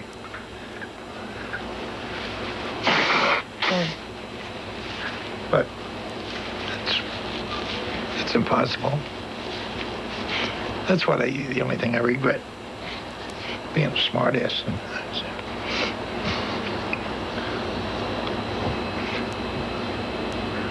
When I didn't have to be. Yeah. Well, there are worse things. Yeah. Worse things than being a smartass. Believe me, I'm a professional smartass, and there are worse things. So I hear.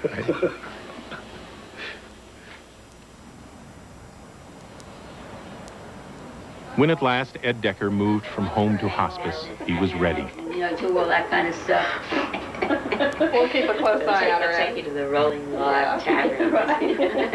Meet the famous Ed Decker I've been hearing about. Oh, yeah, he's pretty famous. Diane sure loves him. God, everybody comes in, falls in love with him and kisses him. And... Yeah. We're going to sort of play it by ear every day. See how you're doing. Yeah, we want to make sure you're comfortable. And your sonny boy's coming by this afternoon. He's on his way home. Are you getting more trout? So I've asked my dear friends to pray for God to please take him home soon, so he's not in any more pain or not distressed, but I don't want him hurting mentally or physically in any way. I can handle it, I know I can. Are you comfortable? Honey, I'm going to kiss you now. And I'm going to leave. I think you should go to sleep, sweetheart. Yeah, see you later, Dad. Yeah. Get good sleep. Bye-bye, Grandpa. Bye. Bye.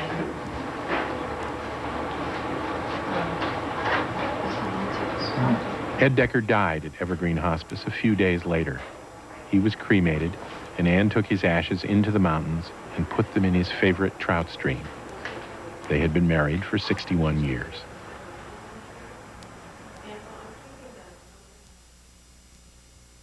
Obviously, the people that are close to this individual are going to be perhaps going through the same stages, maybe not at the exact moment in time, like you said. She's a healthcare worker, taking university lecturer Tom McCormick's class in medical ethics, which today concerns the 5 stages of facing death described by Elizabeth Kubler-Ross: denial, anger, bargaining, depression, and acceptance. That I think what she is trying to help us look at is the idea that communication is a two-way street between the healthcare provider and the patient. For McCormick, Kubler-Ross' work lets caregivers know what to expect from the dying. That anger doesn't necessarily indicate a patient out of control. But that doesn't mean a patient's anger should be ignored either. If someone comes along and says, you know, well, you're in the anger stage and I'm going to help you along to bargaining or depression or whatever, it just doesn't fit. Here's a bargain, get out of my room or I'll hit you. That's right, yeah. So to me, on the positive side, it helps you understand the changes a patient may go through. On the bad side is if you take it like a cookbook approach, you're going to quit listening to the patient.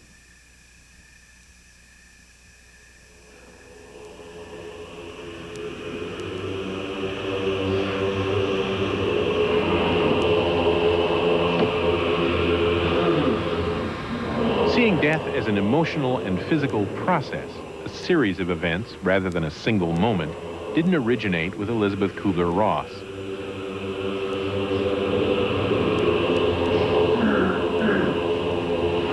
An important text studied by these Tibetan monks in Dharamsala, India, is the Book of the Dead, an ancient and precise description of the physical stages of death.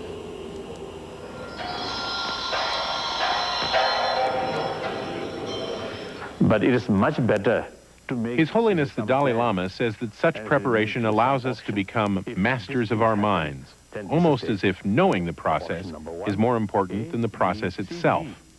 Then, with these as a preparation, as a plan, or this as a clear idea with a different option, then it's much easier to face that future, and much better with that kind of preparation than just to wait. And then you see certain things happen.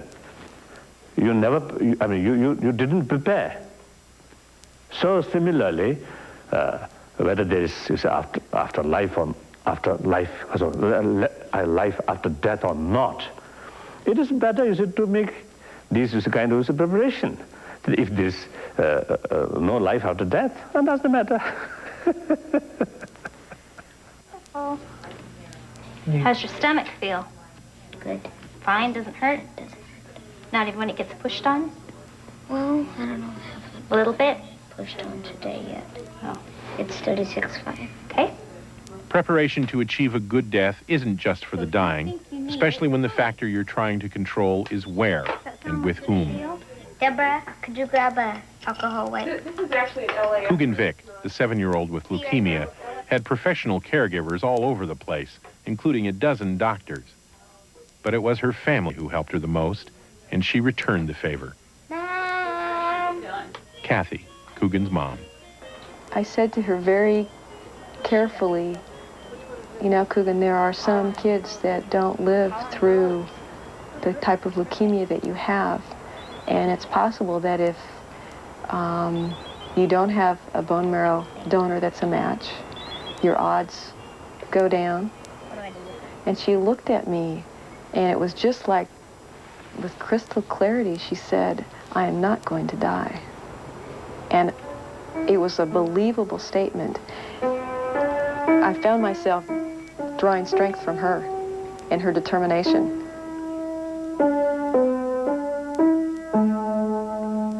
Coogan was right. She didn't die. She got a bone marrow transplant from her sister Alexis, and now she's home with her family.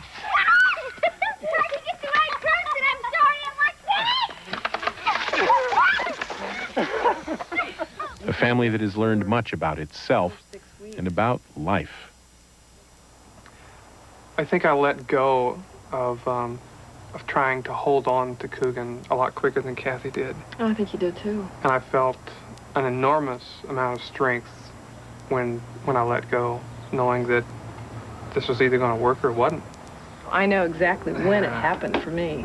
I was standing in this kitchen, you guys had left, and I just started crying and yelling. And I've never done this in my life, just started screaming. This wasn't fair, and all of a sudden there was just something clicked, and I fully got that I had to let go of her. And she would either be fine or she wasn't going to be with us, and that had to be fine too. I remember my cousin, I think she thought Coogan was going to die because she started having trouble in school. And I used it the opposite way. Instead of thinking it as a bad thing, I thought about it as a good thing. Because if she was going to die, then she wouldn't have to suffer anymore. But if she wasn't going to die, she would be happy and be home with us. So I didn't let it really get me too far down. I still don't know. Did you understand? What?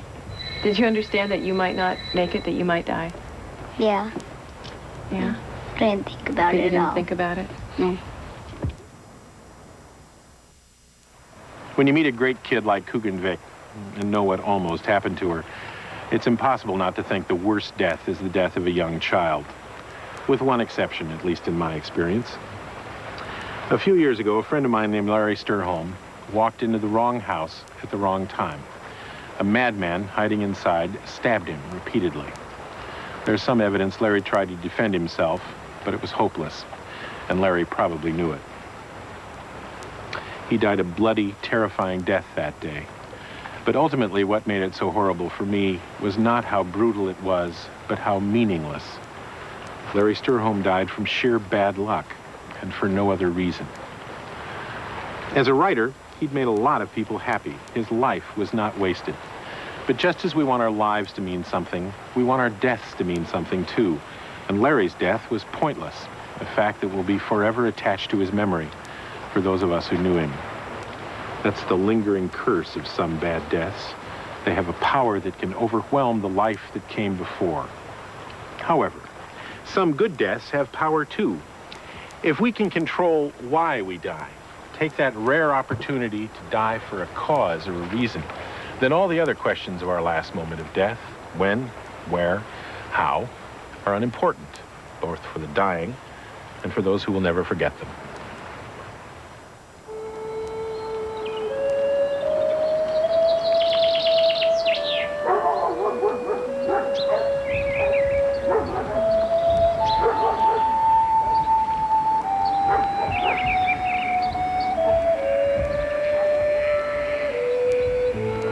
This is Derbyshire in northern England and the village of Eyam. 300 years ago, the people here had an opportunity to demonstrate their faith in God. All they had to give up was their lives. In the fall of 1665, a tailor named George Vickers received a box of cloth from London, infested with fleas. He was the first to die. Within a very short time, 20 people a week were dying in Eyam of the plague. They were terrified. They thought it was divine wrath because the previous summer some cows had gotten into their church and fouled the nave. The people of Eyam responded to that divine wrath with divine sacrifice. They decided to stay in the village, even though at the time the only known defense against plague was escape. They'd have taken plague seeds with them, and they would have been germinating in Sheffield or Manchester or wherever they'd gone. And the death toll would have been horrendous, spreading around the North Midlands and northwards possibly. But as Christ had offered his life as a sacrifice for people he didn't know in places he'd never heard of, so they were asked to make a similar sacrifice. This little enclosure full of gravestones are the graves of the Hancock family. In 1 week in 1666, Mrs. John Hancock took care of her husband and 6 children. Each day, as another died, she would drag the body across the field, away from the house, and bury it. For Cecilia Daniels, a lifelong resident of Eyam, the sacrifice of her ancestors is still fresh, still incomprehensible. And how that woman managed to do that, I'll never know. The people of Eyam who died during the plague had horrible physical deaths, but their faith in God and conviction that what they were doing was right made them good deaths nonetheless. Why they died overcame all else. Throughout history, such heroic deaths have inspired not only the people who endured them, but the generations that followed. This is Masada, a high plateau in Israel overlooking the Dead Sea.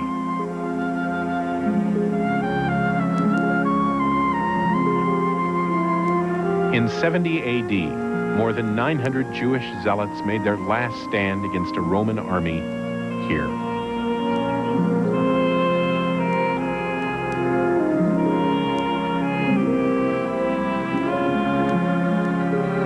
It was almost just a matter of pride that the Romans had to get them off of Masada, because this was the last ember that was still aglow. But when the Romans attacked, they didn't find the defenders of Masada waiting to be slaughtered. They found bodies. 950 men, women, and children had taken their own lives as free people. And so they killed each other. And only the last man, in fact, committed suicide.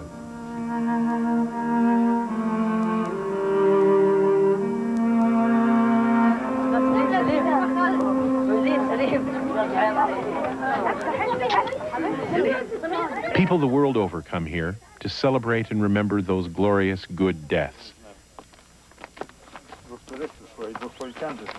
Israelis especially use Masada to bolster their national and individual resolve, because the decision to die heroically may be made as part of a group, but the decision itself is always personal.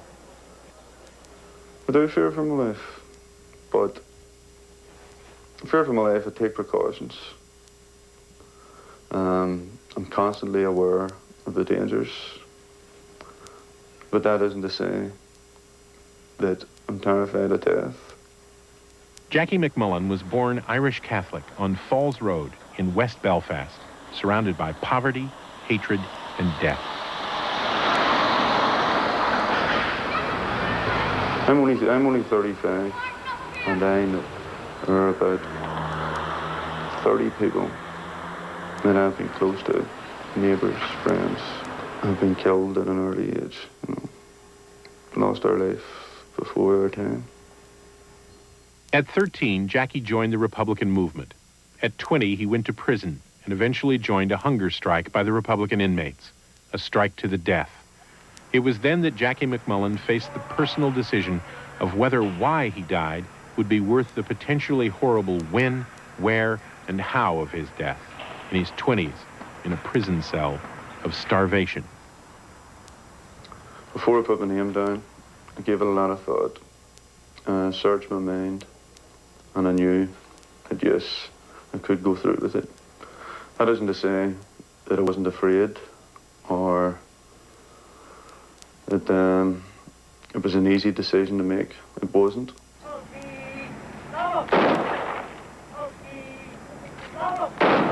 The strike finally ended. Jackie barely survived, but 10 other men died. They wouldn't have regarded themselves as heroes, you know, they would have laughed at you. Had you suggested that they were heroes. Well, what are heroes? Heroes are made by other people, you know. I think we should be more concerned with living for a cause as opposed to dying for a cause. You know? If everyone was held by ties of loyalty to our glorious dead, well, then sure, there could never be any end to it. Because people from all sides of the conflict have died.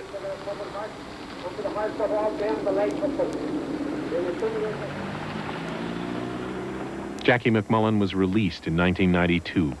He's back in Belfast now, where he's a hero on one side of the street and a target on the other.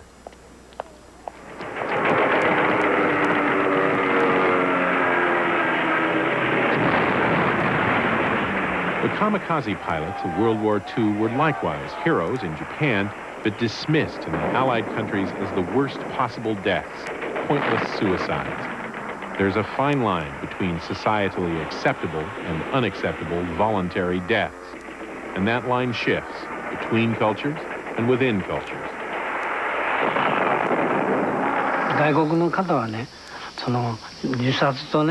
Foreigners think suicide and harakiri are the same thing, but I think they are different. When people commit suicide, it is because they are suffering and want to escape. Siozo Morimoto, who tried to kill himself because he thought he was a failure as a father. Of my generation, a lot of us died for honor in the war. So I know or understand that none of them died happily. I saw it with my own eyes, that they were sad. They cried and called their lovers and mothers' names before they left to die. But the story was told that they were brave and stoic and died for the honor of the emperor. That's called harakiri. And mine wasn't harakiri. I was upset and wanted relief and take revenge out of my sons. I filled the bathtub with water.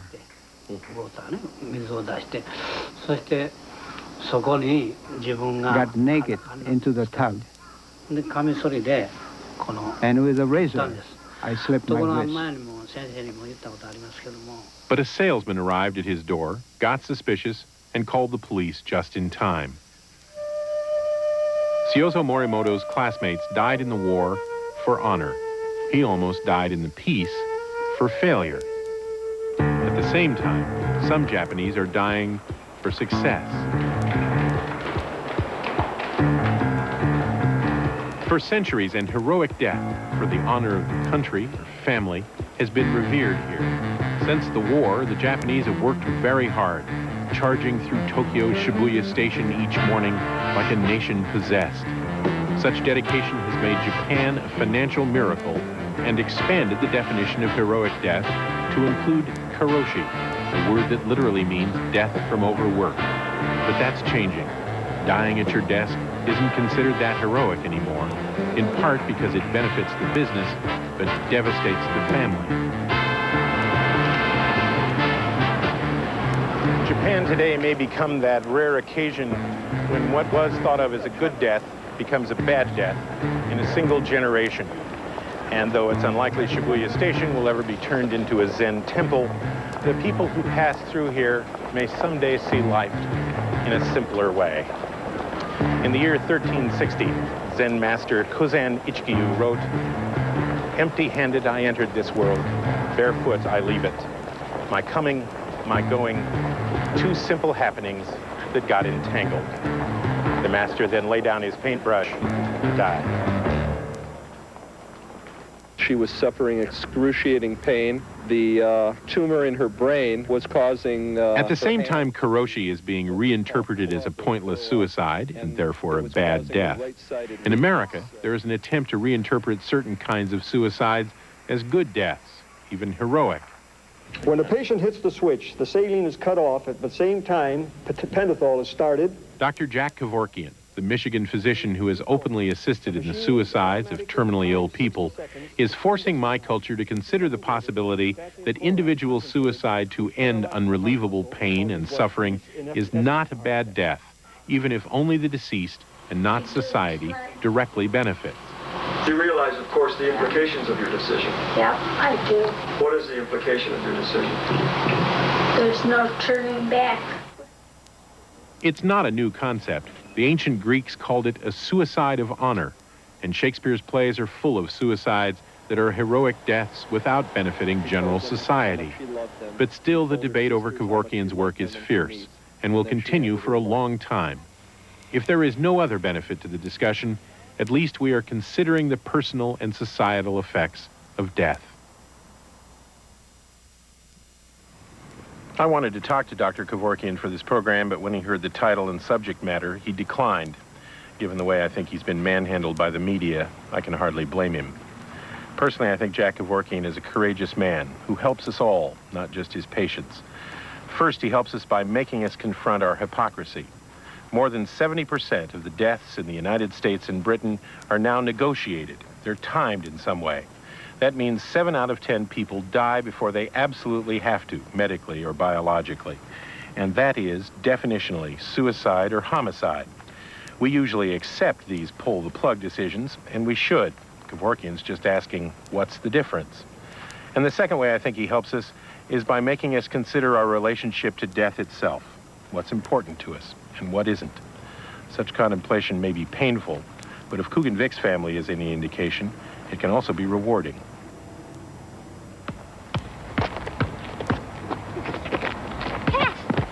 When she came home from the hospital, Coogan's chances of survival were 50%. But as each month has passed, those chances have gotten better. A year later, she's just another kid, doing kid things. But she and her family will never be the same. They couldn't be. But I'd like to laugh again, and maybe in another year when I feel a little more like things are going to be okay, I will. Maybe I'd stop holding my breath and stop looking, over my shoulder. I mean, I hope I can see her when she's 16 years old and wants to drive a car. I'll be terrified, but... The Vick family has learned a lot from their experience. They've learned to depend on each other, to have faith in their daughters and their parents. They've learned not to sweat the little things. And they've learned that no matter when or where or how or why it happens, a good death is the one that comes at the end of a good life.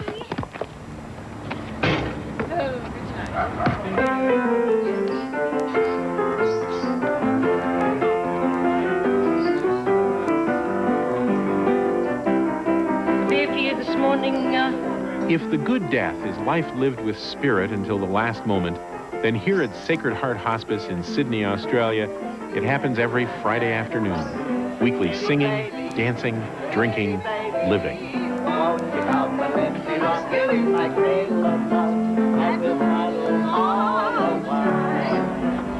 Television programs like this one happen in specific places, but rarely in specific times. We maintain the fantasy that what you're seeing is happening right now. It's not, of course, except for me, and Paul behind the camera, and Leo, who's on the other end of this. For you, the audience, it could be years from this specific moment in time. Let's suspend the fantasy for a moment. Right now, it's Friday, February 28th, 1992, and there's a heck of a party going on inside Sacred Heart. A few minutes ago, I asked a staff member here whether she thought any of the guests at that party will ever have a chance to see this program when it's finally broadcast in Australia. She said, I should think that's very unlikely.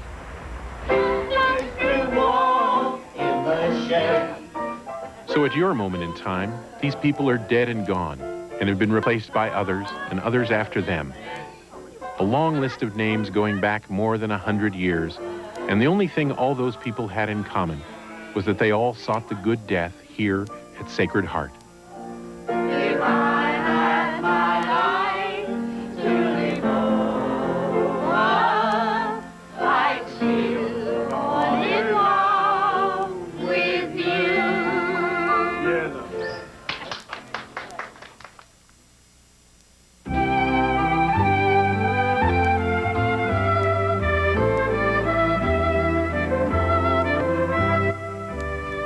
Be sure to join us for the final 2 episodes of Death, a Trip of a Lifetime, tomorrow night at 9 o'clock. Now stay tuned for something equally appropriate for the evening, the movie classic Night of the Living Dead, coming up next on TV 12.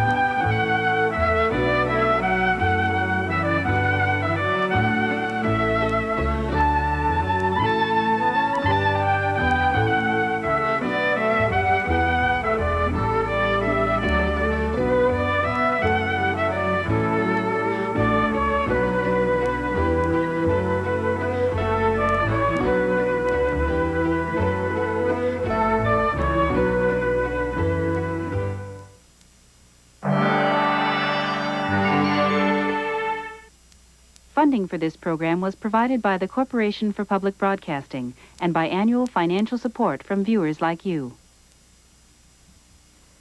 If you would like to order a video copy of Death, the Trip of a Lifetime, please call 1-800-633-1999.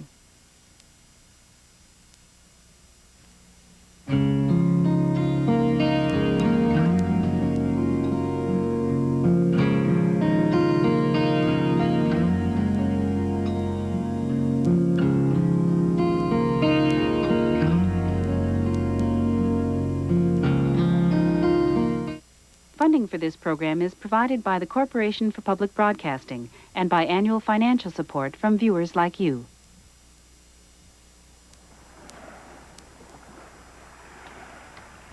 Some years before she died, the actress Joyce Grenfell wrote this to her friends. If I should go before the rest of you, break not a flower, nor inscribe a stone, nor if I'm gone, speak in a Sunday voice, but be the usual friends that I have known. Weep if you must, parting is hell, but life goes on, so sing as well. I'm Greg Palmer. This leg of the trip of a lifetime is about parting and singing and life going on.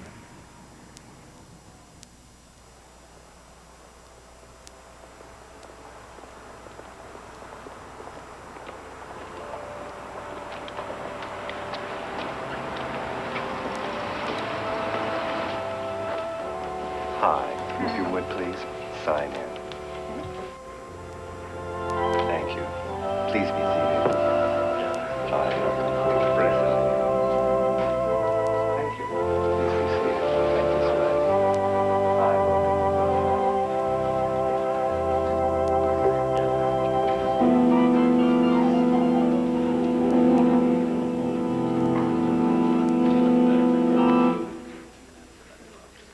I think we might just as well start now.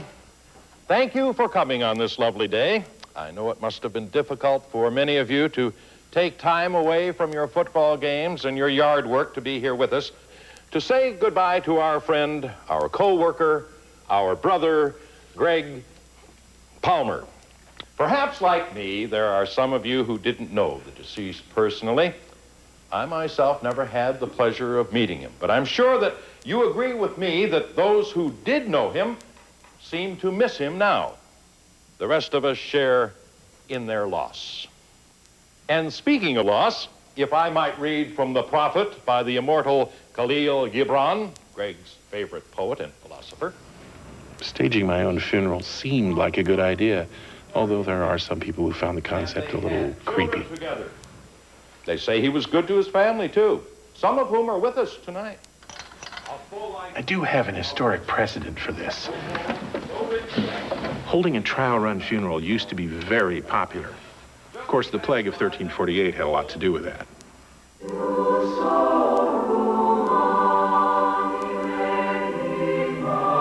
My plague-ridden European ancestors, especially the Spaniards, became very interested in the art of dying, what they called ars moriendi. Surrounded by horrible deaths, they sought the good death by pre-purchasing requiem masses, rehearsing their own deaths, and staging practice funerals. They thought such preparations would make the real thing less frightening. Incidentally, before I forget, we do validate parking for the lot across the street. Just present. And besides, don't we all fantasize about going to our own funeral, seeing our friends and relations heartbroken, hearing our praises sung? This is definitely not working for me. And it's not because there aren't any trumpets or grieving millions either. Something else is missing. Something that should be here. Perhaps the whole affair is outdated. Maybe that's what's wrong with modern funerals. They're not modern enough.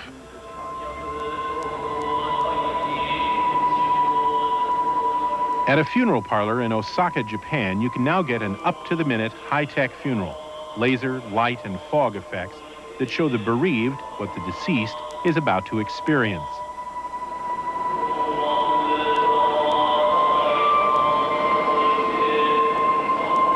Funerals reflect the values of their societies. In Japan, technology has become a high art.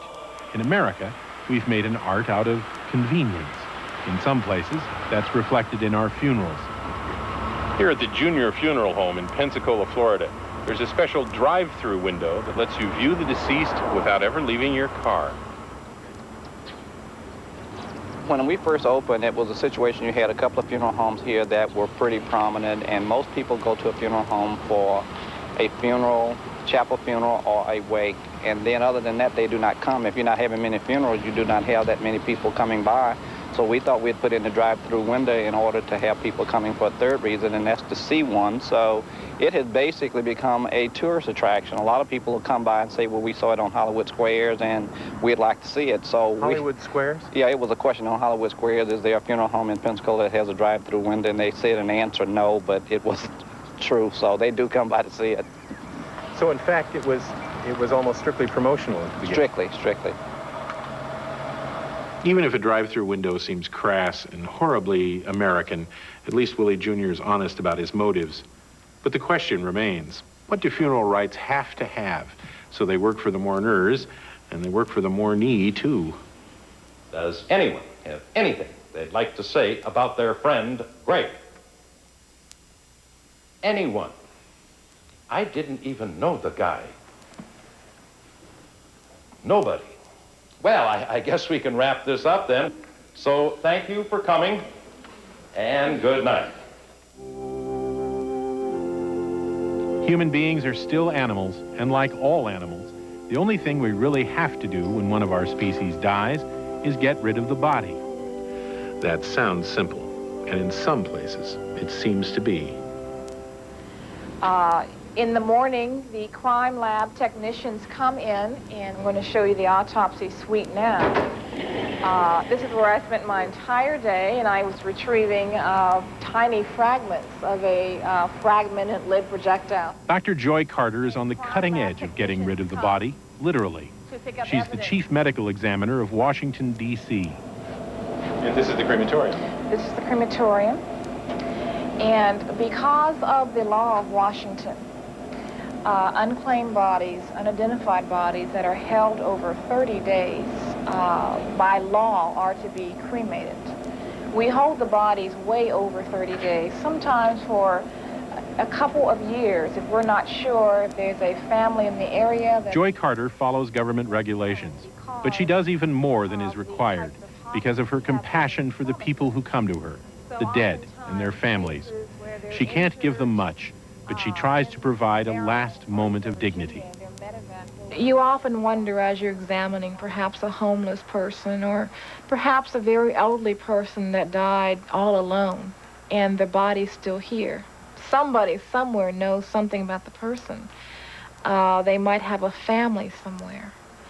Those things really do bother you, and they're quite senseless.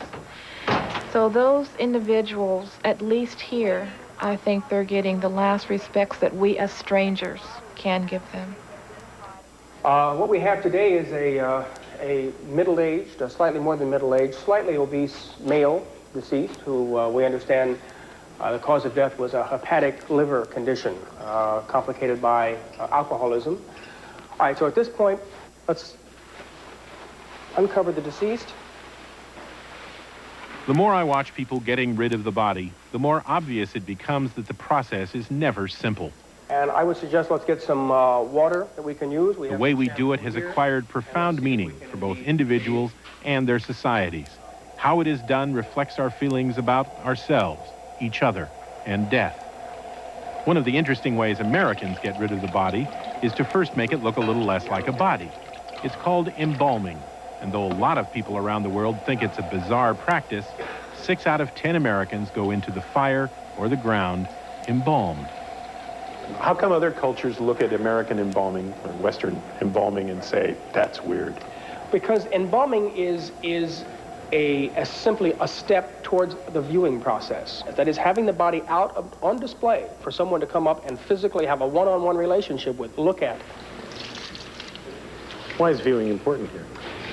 Psychologists, grief counselors, healthcare professionals, mental health people have pretty much consistently come to the conclusion that part of the grieving process can be accomplished through a physical viewing of the body, a finality, a period at the end of the sentence.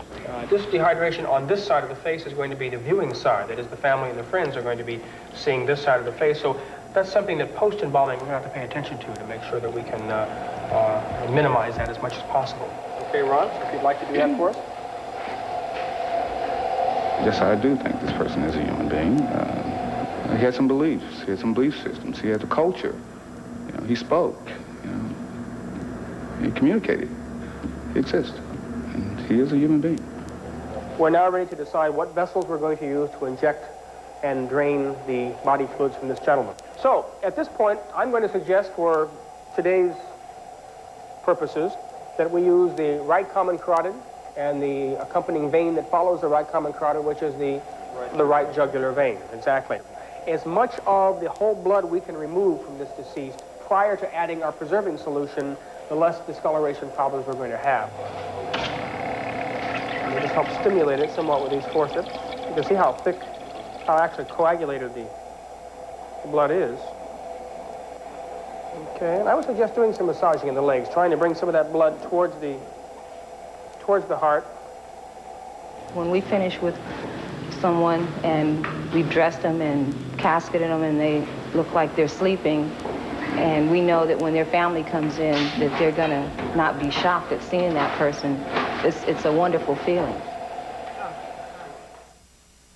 The man on the table donated his body to medical science. It was apparently the last gesture of a mostly unsuccessful life. But medical science didn't want him, so he was handed over to mortuary science. Other than those few sad facts, I didn't know anything else about him. I never even knew his name. That bothered me at first. I thought I should care enough about him as a human being to at least know who he was. And then an odd thing happened. After 20 minutes with him in the mortuary, he wasn't a human being anymore, at least for me, not even a dead one. He was just another object in the room, like the metal tables or the big needles, a piece of work that had to be done. We sometimes laugh at the people in our society who get rid of the bodies for us, or we accuse them of being callous and unfeeling. But we owe them a lot, and not just because they do a job most of us find repugnant. Bob Yount, Joy Carter are callous to the dead in a way. They have to be to do their jobs professionally. But because of them, we don't have to be. We can remember our dead as they lived, as people, and not as carcasses. This is a new freezer that we have installed. The purpose of installing this is to make sure that bodies which will remain here for considerable length of time will be kept in good condition. In West Africa, Dr. K.A. Boateng is the chief medical examiner in Kumasi, Ghana. He's gotten rid of a lot of bodies in 30 years as a forensic scientist and stored a lot, too. This is your father? Yes. Oh. And he is being buried on? He'll be buried on Saturday. Ah. He was old, 105 years. Because Ghanaian funerals are so lavish, it can take years before families have raised enough money for a proper burial. Meanwhile, most bodies are kept in Dr. Boateng's morgue, many of them frozen solid. He's here thawing out. He's thawing. Death isn't a single event, it's a process, and so is a funeral ritual. Inside his building, Dr. Boateng efficiently performs his function in that process, the first step in physically getting rid of the body.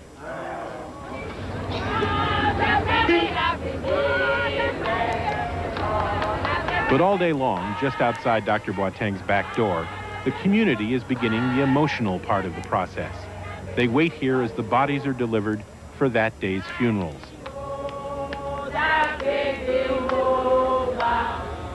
For Ghanaians, this simple delivery is in fact the start of the ritual. So they don't just send an undertaker around to pick up the body. The friends, the family, the community of the dead person all come to pray, to grieve, to rejoice, and in this particular case, to take Grandma home to her village for the last time.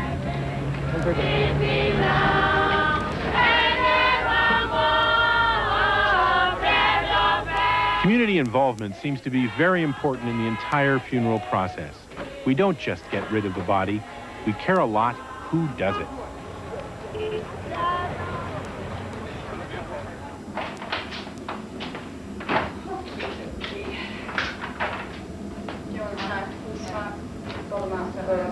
In a Sydney, Australia funeral home, two young women prepare Mr. Phillips for a last visit with his family. Trousers, please. It's down. Michelle and Linda are white ladies. This make you smell a little bit better. And the white ladies are the biggest thing to hit the Australian funeral business since the backhoe.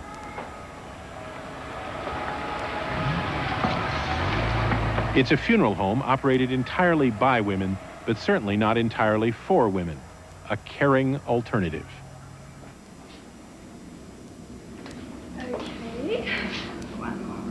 Put that up there, mate. Well, I think it's mainly because it's women. They see us as more caring, perhaps, rather than the men. They can relate to us a lot better, I think, in some cases, with young children, babies. The homosexual community also, they prefer women. And some wives will ask for their husbands to be done by the women because, well, such a womaniser, why not be done by ladies and carried out by women? First one we've had for the time, Michelle, for a long time, isn't it? Okay. Got it? Is that not? Oh, that's fine. That looks right. Yeah. What do you think, Tony? Mr. Phillips was not a baby, homosexual, or womanizer, just an old man whose family liked the idea that caring women in white, rather than sepulchral men in black, would handle their dad. What part of this job do you like best? The mortuary. In actually working in the mortuary, yeah. On Mr. Phillips, etc. Why? I suppose because I'm away from everyone, I can do my own thing. Well, I chat to them, as you know. I just feel more comfortable. Just someone grab hold of the trousers, someone with a jacket. Once a board secretary with a lifelong interest in dead things, Michelle has found herself as a white lady. And the grieving have found her. The belief that women are naturally more caring than men is ancient. The Greeks say, women bring you into this life and women take you out. In many cultures, women are expected to prepare the bodies and comfort the families. Above all, women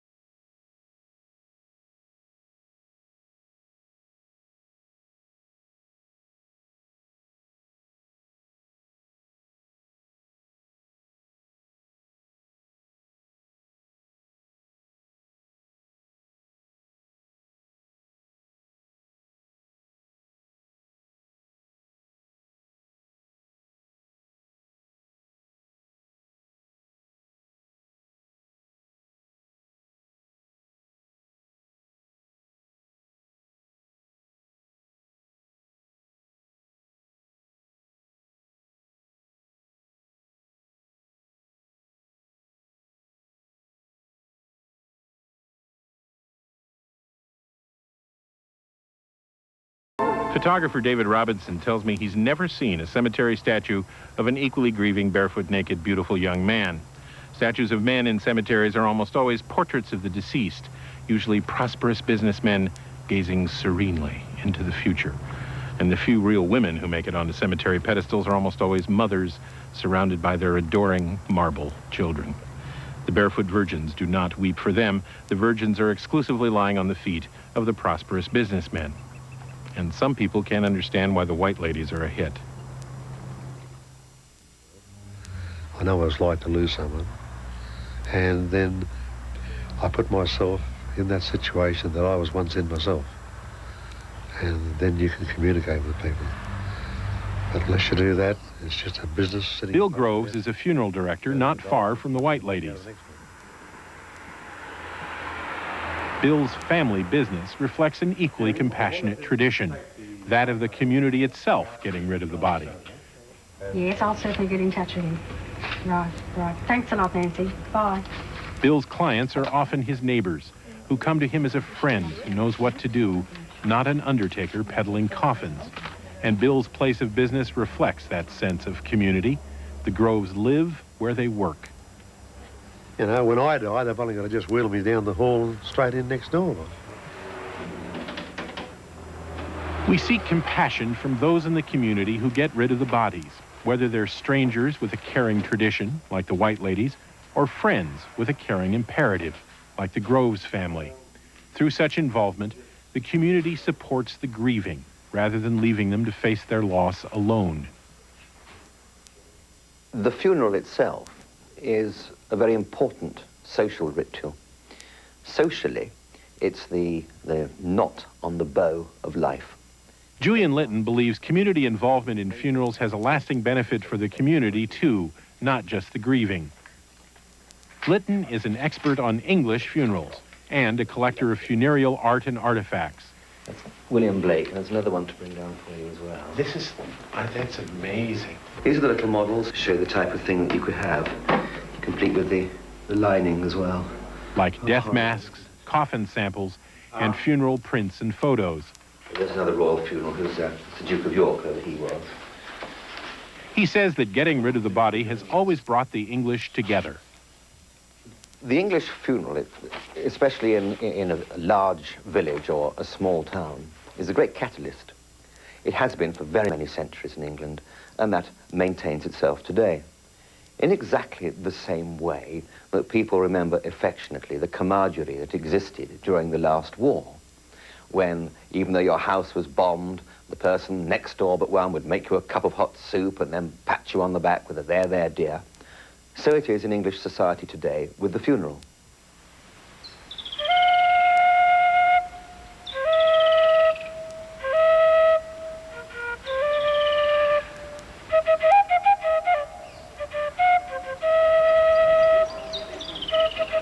The funeral as a community catalyst isn't just an English phenomenon, it's worldwide. This is Asamang, an Ashanti village in central Ghana. Edmund Odiatuo Amoako was born here of royal blood. He left to seek his fortune in the army. Now, 59 years later, he has come back to be buried by his community with the honor that is his due.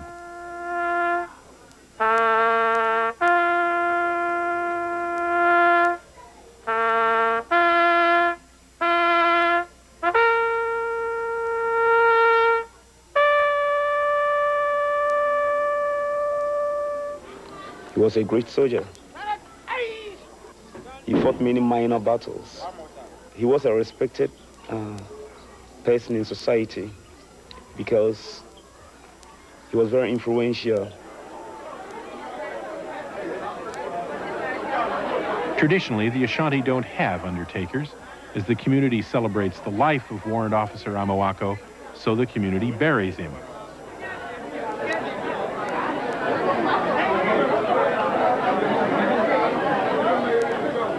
Ashanti funerals, especially for royalty, take place over 3 days and feature a series of events, beginning with the preparation of the body and lying in state.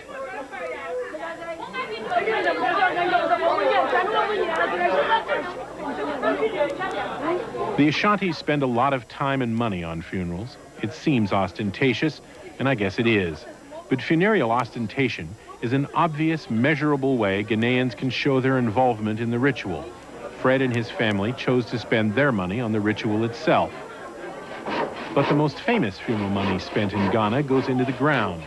These fantasy coffins, created by Benjamin Sowa and his employees, are spectacular works of art at spectacular prices. But if the families feel better for buying one, and the deceased is comforted in the last days, knowing he or she will be spending eternity in a fish or a rocket ship, why not? And community support demonstrated through extravagance is hardly unique to Ghana.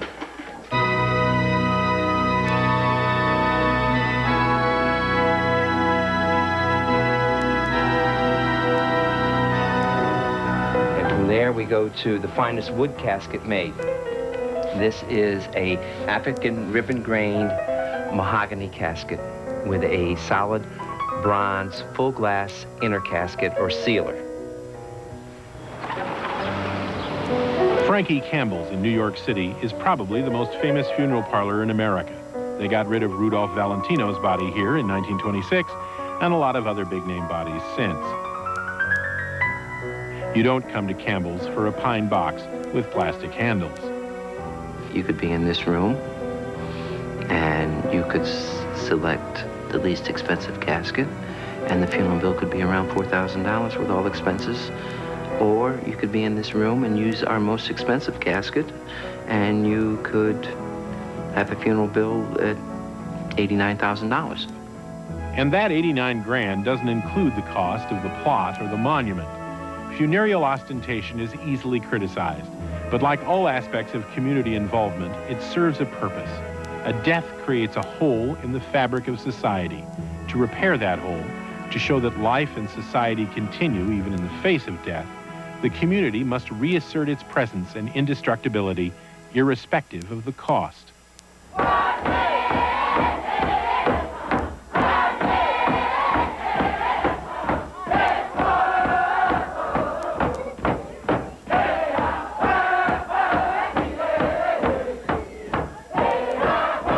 Community involvement and expense are also integral parts of this Athabascan potlatch near Fairbanks, Alaska.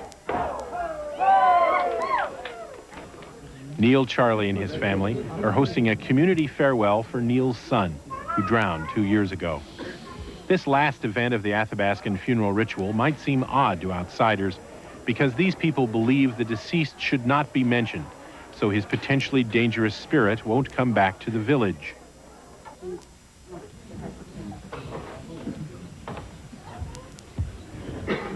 Everything he owned has been given to people who were important in his life. Now his father presents expensive gifts, like guns and blankets, to all who attend the farewell. A thanks for their support, but also a way to redistribute wealth within the village.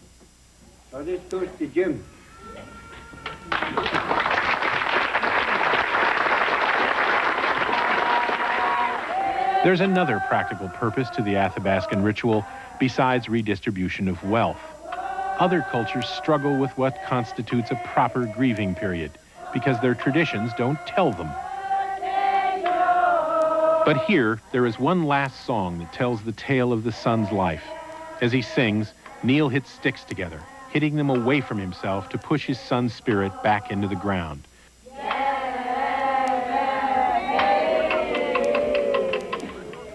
And then the boy's life on this earth and the grieving for his death are over. No matter how much he was loved, to be allowed to get on with life must be a relief for the family and the community. The relief of not only knowing what you have to do, but how long you have to do it.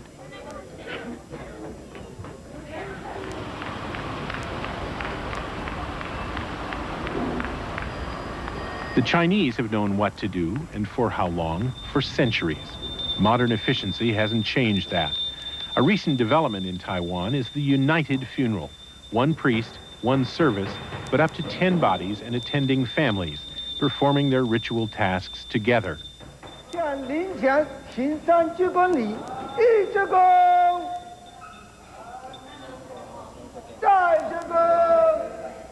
United funerals take place at government complexes like this one. There's a spiritual benefit to such group ceremonies because of geomancy, the Chinese belief in the right day and time for ritual events. United funerals allow many more families to bury their ancestors when tradition says they must.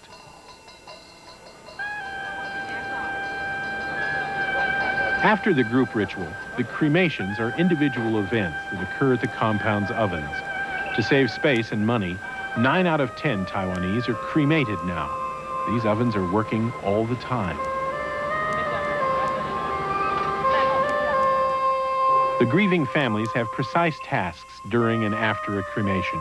They erect small shrines to their ancestors at the proper oven, and then they wait to perform their duties to the dead.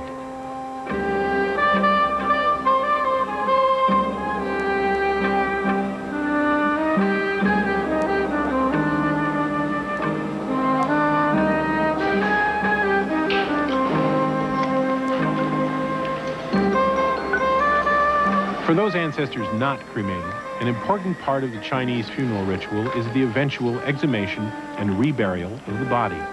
This symbolic resurrection happens in many cultures all over the world, physically moving the dead to a new earthly home and emotionally to a new spiritual home. Lin Wen Chi is an exhumation specialist, taking the bones of long-buried ancestors and carefully placing them in pots in a pattern dictated by ancient custom.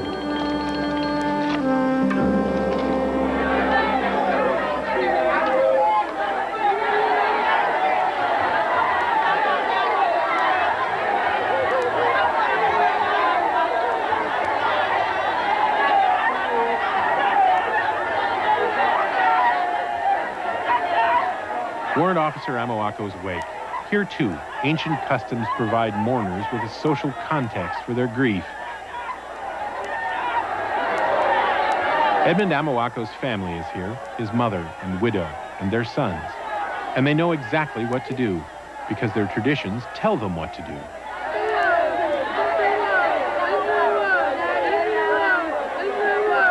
Traditions including the recitation of ancient proverbs that speak of life and death.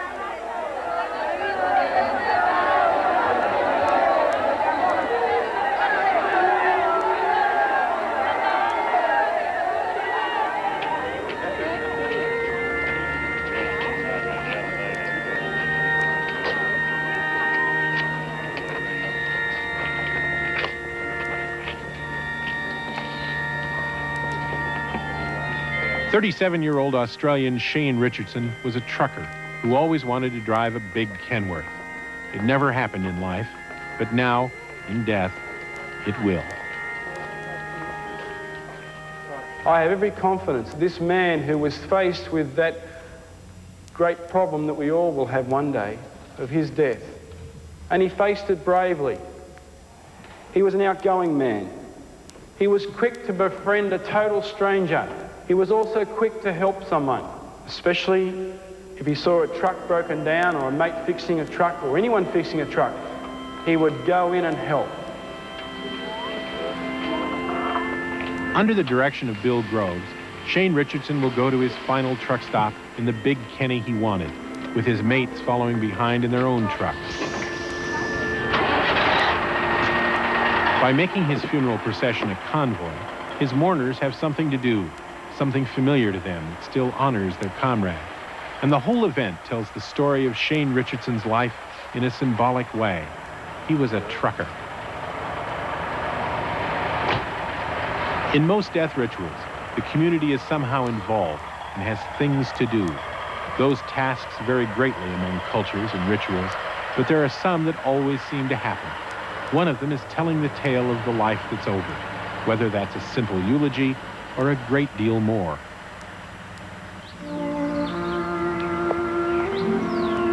Telling the tale is not always easy, though. It will never be easy for Irish village undertaker Benny Martin. His son Eugene was a soldier, but to many others, Eugene was a terrorist who got what he deserved. Captain McKierney's buried there. He was murdered in his butcher shop down the square there. Horrigan McKierney, his brother, is lying there in the Republican flat beside him. His brother Sean is in the centre there, who died with my son Eugene, who lays there to the left of the graveyard, the left of the Republican flat. Eugene Martin was a member of the Irish Republican Army, killed in a bomb explosion. Benny's grief is complicated by the hatred so many people have for what Eugene represented. But Benny adjusts. He tells the tale, not of the terrorist, but of the son. What's your best memory of Eugene? Growing up and helping me with the funerals. He drove my hearse. The last year he was alive.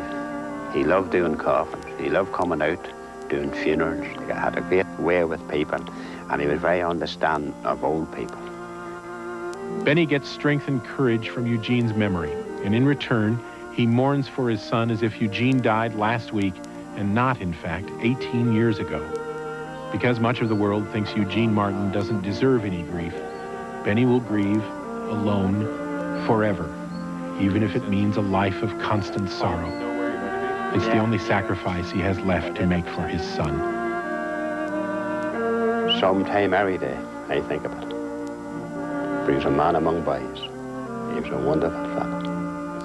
Volunteer Eugene Martin, Corn Valley, Moy, 1st Battalion, East Tyrone Brigade, Irish Republican Army. Killed in active service, May the 13th, 1974.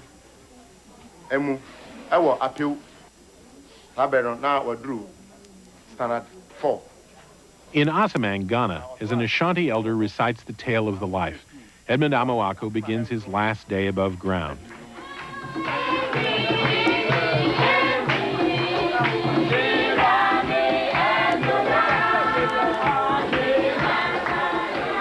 He's been prepared, laid in state, and had a wake. Now he will be moved from brass bed to coffin. But even this simple transfer is a communal, religious, emotional ritual.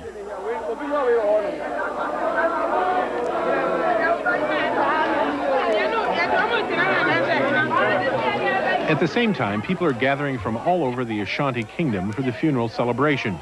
Funerals are a way the Ashanti get together and exchange news, a side benefit to community involvement that happens everywhere. Chairs have been placed around the town soccer field, a band is ready, and the Amawako family receive the guests and their money. Guests at an Ashanti funeral pay to attend and honor the deceased.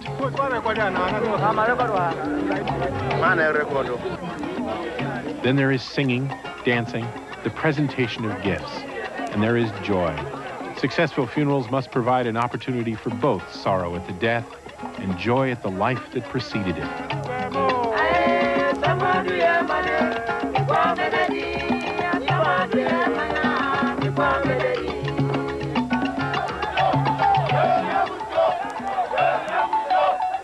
Finally, at dusk, there's what's called a lift, carrying the deceased down the streets where he lived to his final rest.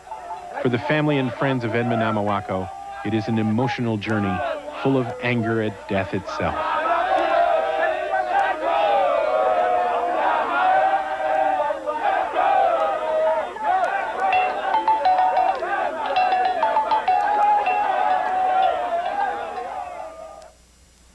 Right before they carried Edmund Amawako's casket through the village to his burial, a considerate family member told me I should probably disappear. The men will be very angry, she said. They may be looking for someone to fight. And because I stood out in that village like Moby Dick, I saw that lift from a very long way off. Afterwards, I asked a village elder why the men were mad rather than sad or joyful. Their anger seemed to be out of character with the rest of the funeral. It is because they are very drunk, he said simply. In Ashanti funeral tradition, the family of the deceased is not allowed to eat for 3 days, but they can and do drink heavily. At the time, I thought that was a tradition they could just as well do without. In retrospect, though, I realized I've never been to the funeral of someone I cared about when I wasn't angry at the fact that they had died. Like everybody else, I repressed the anger, which made the sorrow worse and the joy difficult. As you've seen in Ashanti funerals, there are many opportunities for joy and sorrow, but there's also one moment where people are allowed to be mad. And that makes sense to me. We here commit the body of our dear friend Shane to the ground, earth to earth, ashes to ashes, and dust to dust. Shane Richardson has made his last run, and he is his last cargo. Those truck drivers who would like to give Shane a tribute, would you please go to your trucks? And there is a final event of sorrow and joy. A 21 air horn salute led by Shane's young son. The last thing he can do for his father, besides never forget him.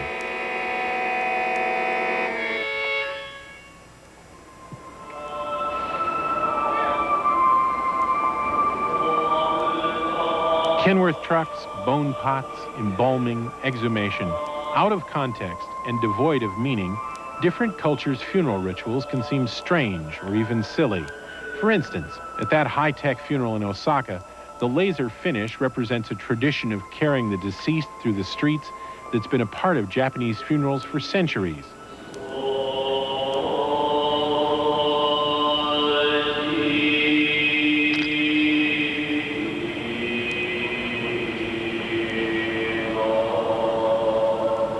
And it comes during the last few minutes of an otherwise traditional Buddhist ceremony.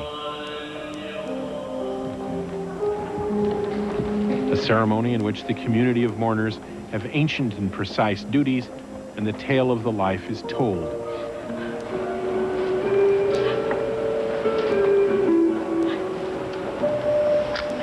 This is the funeral of Mr. Osamu Fujii. He was an educator, a highly respected man, loved by his family. As his daughters take their last opportunity to see him, there is grief.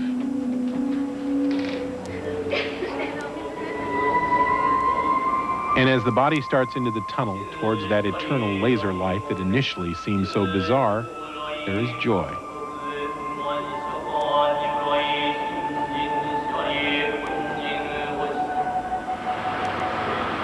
If there's more to the laser funeral than meets the eye, is there also more to Willie Jr.'s drive-through window in Pensacola? Oh my God.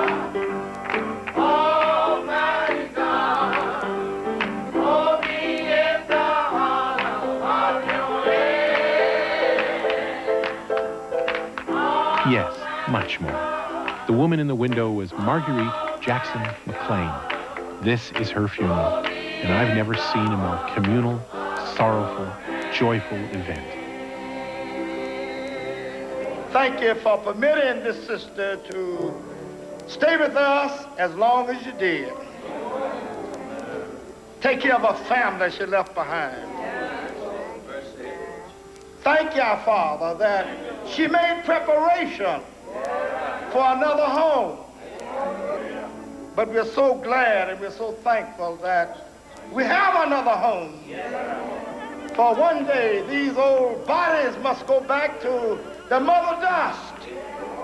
But our soul is coming home to thee.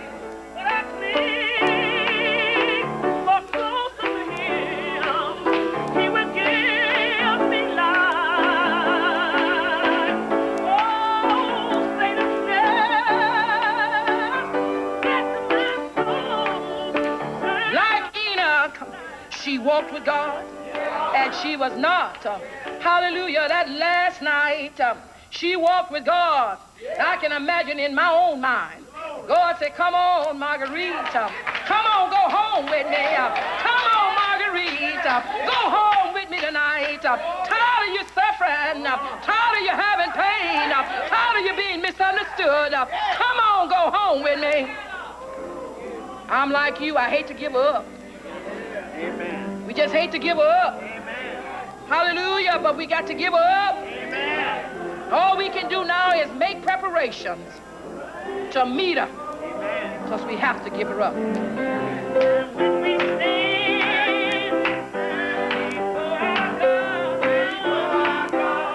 And so Marguerite McLean went to her final reward. Reverend Eddie May Lane said it. We had to give her up and let her go. But we did it in a way that honored her life and her faith. In Arthur Miller's play, Death of a Salesman, Linda Lohman says of her husband, Willie, attention must finally be paid to such a man.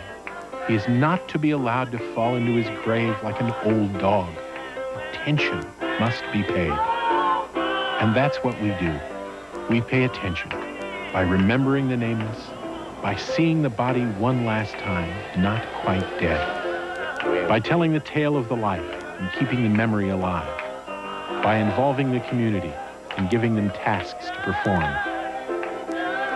And by expressing grief because we have to let her go, and joy because of who she was and where she's going.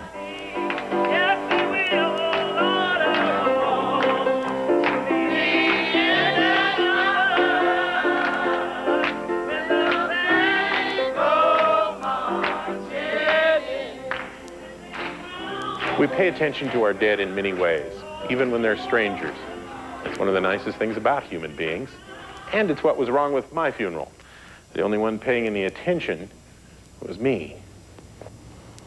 And when the established rituals aren't enough, or have been forgotten, or rendered meaningless, when grief still overpowers, or for some reason attention cannot be paid in full, we find other ways, ways we think are new, but that often have their roots in all that we've learned.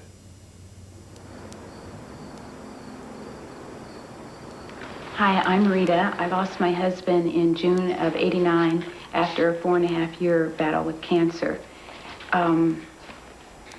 It was tough. Grief therapy sessions like this one have become places where people can tell the tales of their husbands, wives, lovers, and children. It takes a lot of courage to keep going in. Yeah. I've thought about doing the other thing as well. Even to the point of, God, this is tough. Even getting in the car and driving down the freeway and picking the bridge I was going to drive the car into. It hurt that bad.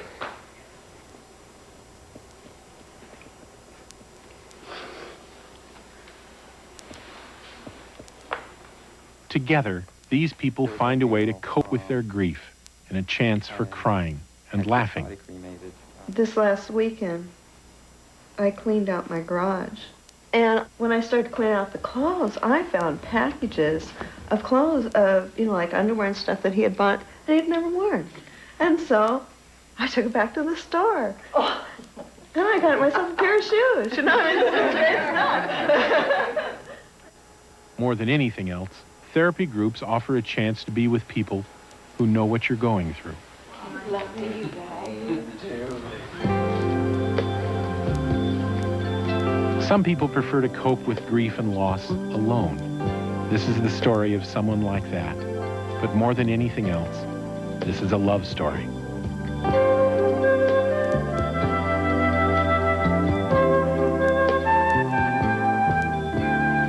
Joe Cannon lives alone now by a lake in central Florida. His neighbors think he's just another elderly widower who keeps to himself. And they're right. I really don't care how much longer I live, because without Terry here, I'm through with my working years. Terry was Joe's wife, a tall, feisty girl from Wisconsin. They didn't have any children. They didn't have many friends. All they had was each other. You aren't going to believe this, but I think I had the most perfect wife any man ever had. I believe we were that. married 39 years, and this you won't believe, but we never had an argument, not a one. Now, differences of opinion. That yes. one I don't believe. Well, all right, it's the absolute truth. Terry died of cancer 5 years ago. The moment after she was declared dead, she was attached to a heart-lung machine, packed in dry ice, and shipped to the Alcor Foundation in California, where her head was cryonically frozen. Hey, Mike? Ready? Where do I drop it? Oh. Cryonic freezing, first of Terry and eventually of Joe, will allow the Cannons at least a chance to be together again, to be the first couple ever to overcome till death us do part. If Terry weren't frozen, I don't know that I would care to go ahead with this. But what makes me anxious for it to succeed, and you know I do what I can, is that someday I hope to continue on that wonderful marriage with her. And that is the only thing that pushes me forward now. Now this is a alarm device which is monitored in Massachusetts, and in about a minute and a half they will call back. And if I don't answer, then they have the emergency medical team, the hospital, everybody to call, about 4 or 5 numbers. Joe takes a chance living alone. After he dies, if his body isn't found in time, all his preparations will be for nothing. But Joe can't bring himself to leave the house he shared with Terry, so he's taken electronic precautions. And he's also prepared for the possibility that she will come back without him. Joe's put money in the bank for Terry when she returns and recorded a videotape telling her who she is, who he was, what their life was like together.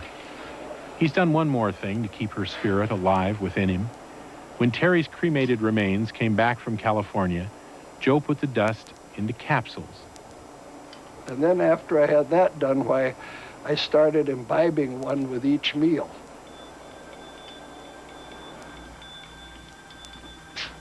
Except for 3, which he puts under her pillow each night. Part of her is still sleeping in her bed, part of her is walking around with me every time I take a step, and part of her is cryonically suspended, waiting for, hopefully, for the day when she'll be alive and able to continue her life. And I hope with me there to enjoy it with her. In one way, Joe Cannon is lucky. He's chosen to deal with his grief by not getting rid of Terry's body. But he had the choice. Some people have no body to keep or dispatch. In our moments of failure, empower us with the strength to try again.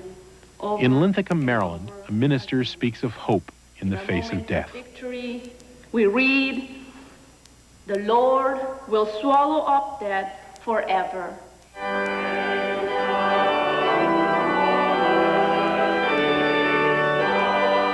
In the congregation is the Shea family, Dr. and Mrs. Shea, their daughter Mary Rutledge, her husband, and sons, Macon and Don.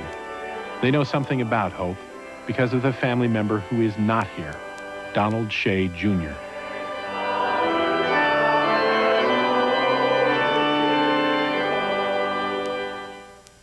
He was an Air Force navigator in Vietnam, shot down in 1970.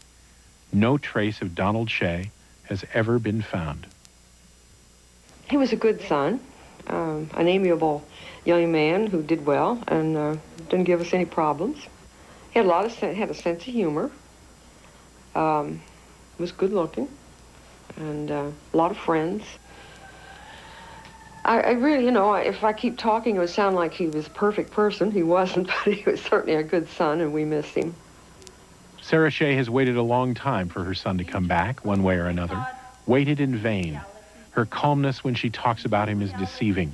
She's angry and defiant, and she has the flag flying back home to prove it.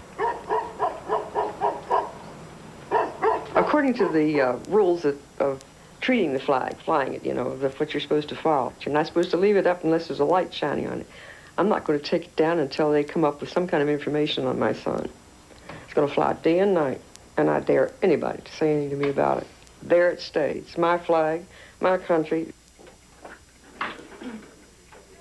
Sarah Shea transferred her frustration and grief at not knowing what happened to her son, literally at not having a body, into action. She demanded that the military find out what happened and then tell her the truth. She went to Thailand and Laos. She hounded officials who told her Donald was dead because he must be dead. And so it helped a lot of ways for us to be able to get involved in this. And it's also helped the country. Where does all live? This guy's rappelling, and this guy's skydiving, and this guy's just hanging. The Shays are as all-American a family as you could hope to find. Proud grandparents, regular kids, strong people. It would be wrong to say what they've been through dominates their lives. They continue, but they do not, cannot forget. I've never felt any guilt about not grieving anymore, because I'll grieve till I die. The only good thing I can think about it is that I hope it doesn't happen to anybody else.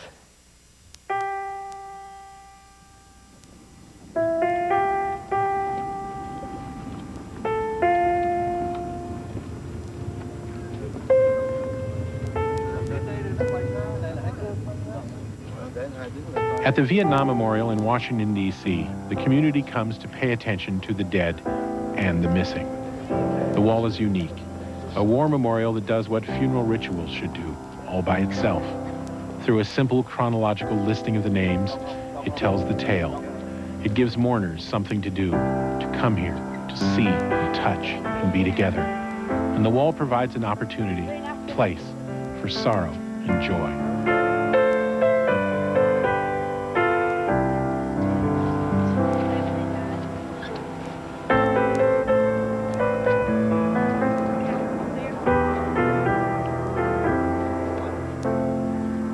Today the Shays have come to visit the wall. Macon has never been here before, never seen his uncle's name and the special mark next to it that Sarah Shea demanded, a mark that means missing, not dead. Was William Ott his pilot? Where's that? William Ott was the pilot to the plane, and Don was the navigator. You see them there? I'm glad it's here. I think it's an honor to the men that were over there.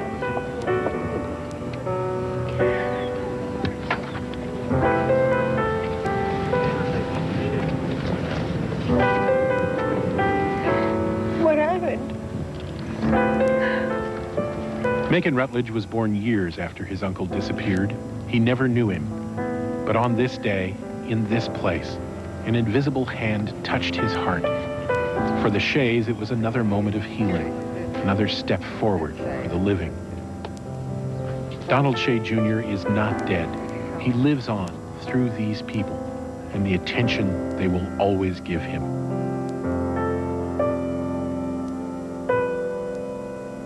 And death shall have no dominion.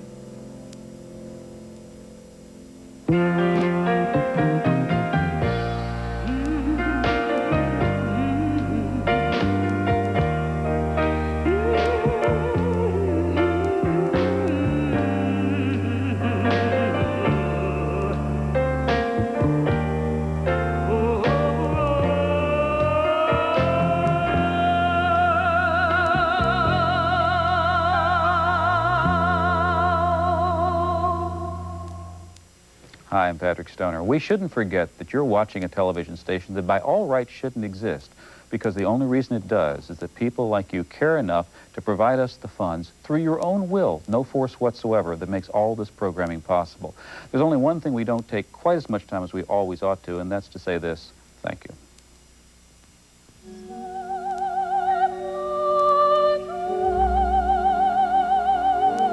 Great performances and American Playhouse team up for the first time to bring you the first ever television production of a towering musical theater classic. I got plenty of nothing, and nothing's plenty for me. Join us on Catfish Row for the Gershwins, Porgy and Bess. Wednesday night at 8 on TV 12. Next on Mystery, we welcome a new member to our detective family. Detective Chief Inspector Allen, Scotland Yard. Good to meet you at last. A man with a simple detective philosophy. If a wrong has been done, it has to be put right. That will always get results. I dare say that'll be a matter for expert opinion. Absolutely fascinating. I can't make top or tail of it. Patrick Malahide stars as Inspector Allen on Mystery. Thursday night at 9 on TV 12.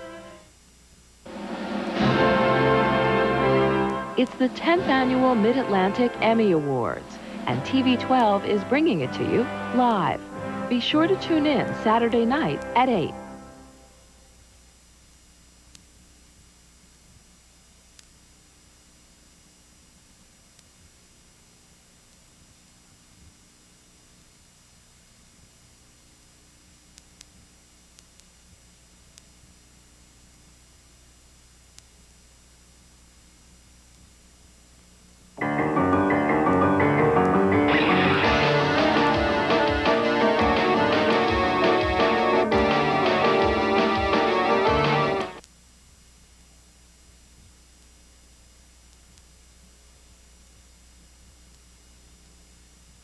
Funding for this program is provided by the Corporation for Public Broadcasting and by annual financial support from viewers like you.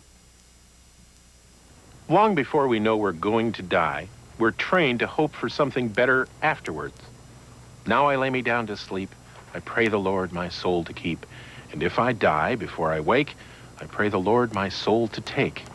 How many children, at least in my culture, recite that poem every night for years without the slightest understanding what happens to them in the third line, they die, or where their soul might be taken in the last line? I'm Greg Palmer, and on this final part of the trip of a lifetime, we go for glory.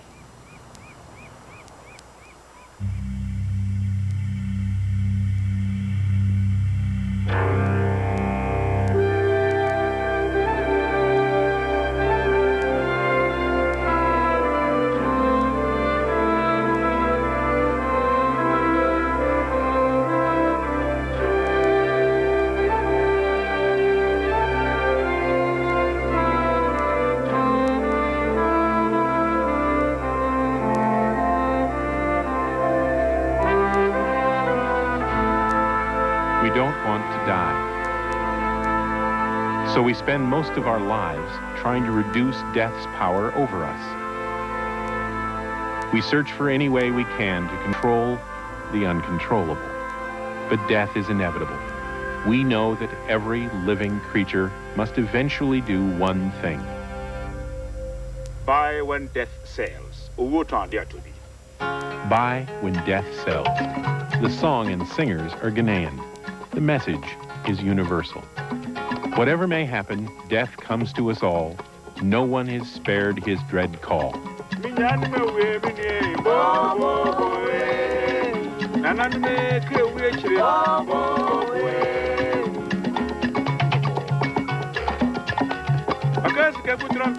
Death is biologically inevitable. But is it really the end? Is there one last way we can control death? By eliminating its power to end our lives? By living on in some way? In every culture, the answer seems to be yes. People who peer across that chasm between life and death and see something like this.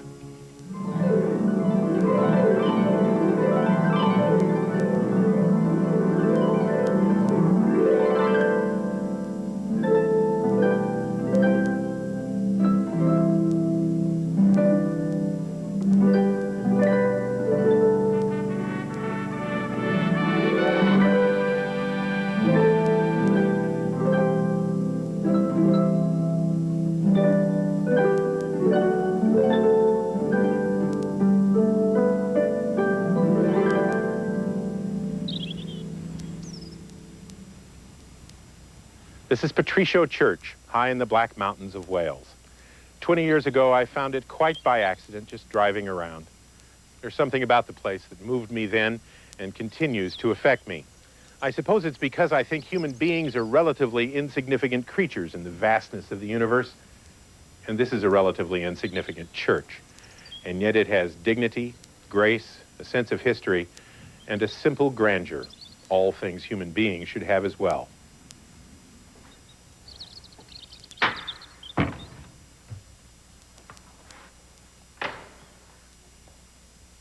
That figure of death has been looking down on the parishioners of Patricio for more than 10 centuries.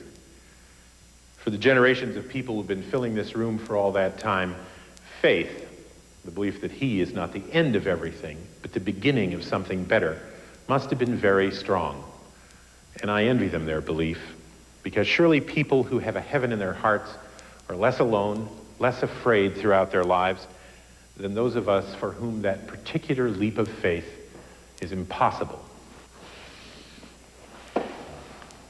I hope there's a heaven, but so far in my life, I've found that leap too difficult. Belief in an afterlife isn't limited to belief in a place. It's also belief in the people who are there.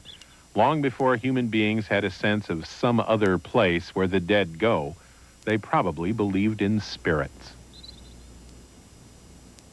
This exhibit represents a death and a burial that took place in southwestern France about 70,000 years ago.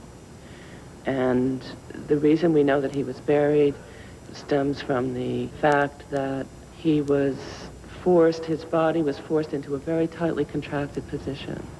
So we think that possibly the thongs around his body were to in some way restrain his spirit from coming back to haunt the living. So our Neanderthal ancestors believed there was a spirit that survived death, a potentially disruptive spirit that needed restraining and appeasing, and sometimes a little hospitality. Beliefs that exist now all over the world. This Zen Buddhist temple in Kyoto used to be at the entrance to a huge graveyard. So a belief arose that the temple's bell is the only thing on earth that can be heard in the spirit world. Each August, directed by priest Sakaida Kushu, Kyotoites line up to ring the bell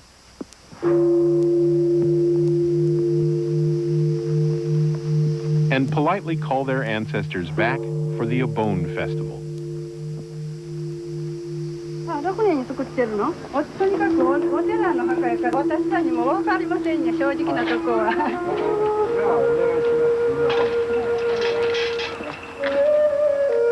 Japan's Obon festival is an ancient manifestation of the belief in some kind of continuing presence after death.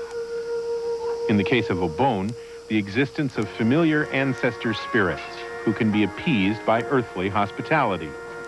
The Japanese clean and decorate the graves of their ancestors and welcome their dead back for a week-long visit with the living.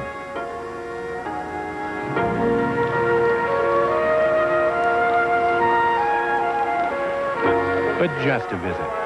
At week's end, the spirits must return across the chasm. In Kyoto, candlelit boats dedicated to individual ancestors lead the way back to the spirit world.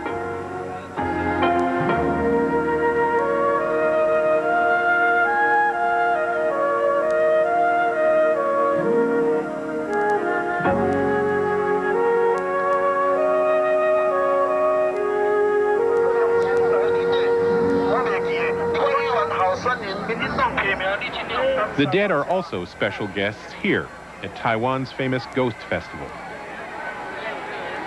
But the Chinese celebration isn't so much for beloved ancestors as unhappy ghosts, those disgruntled spirits who remind the living of the dangers of a sinful life and bad death. This temple in Keelung features life-sized animated ghost figures who certainly look unhappy.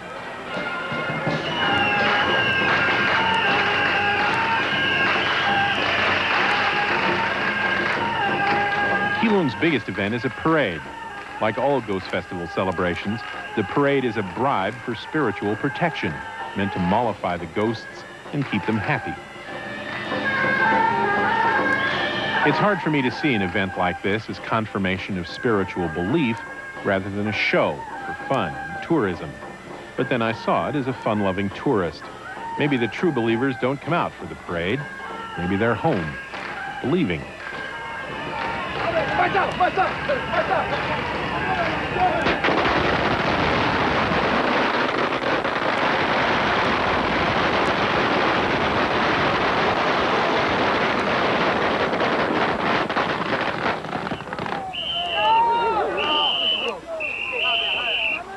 Unlike the gentle Japanese farewell at the end of Obon, the Ghost Festival ends with fires and explosions.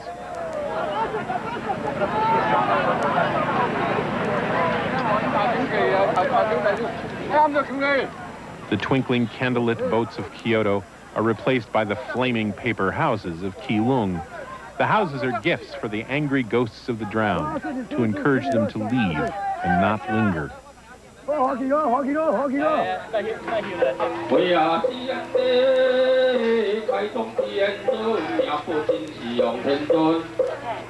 If true spiritual belief seems hidden in the Ghost Festival, it becomes obvious in other Chinese rituals, like this funeral. Mr. Wenxin Wei was a 46-year-old factory manager who drowned. Therefore, he has become an angry ghost. So his family must help his spirit reach the Western Happy Land by performing dozens of rituals over the course of a year.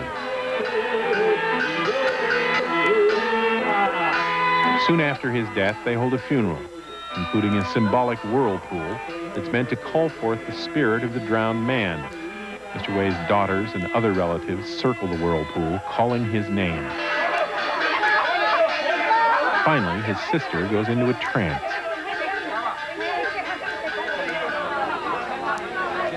The priests say Mr. Wei is trying to contact his family through her, so she's thrust into the whirlpool. They all listen carefully, but Mr. Wei isn't ready to speak yet.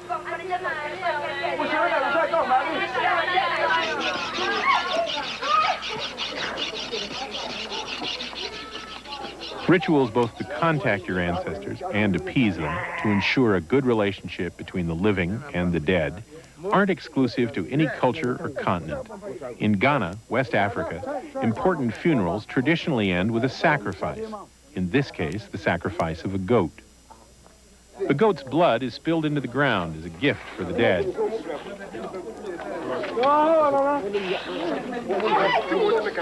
And whether you believe the ancestors get their gift or not, there is a practical benefit to the ritual. Afterwards, the funeral party eats the goat. I went looking for people who really believe in the presence and power of spirits.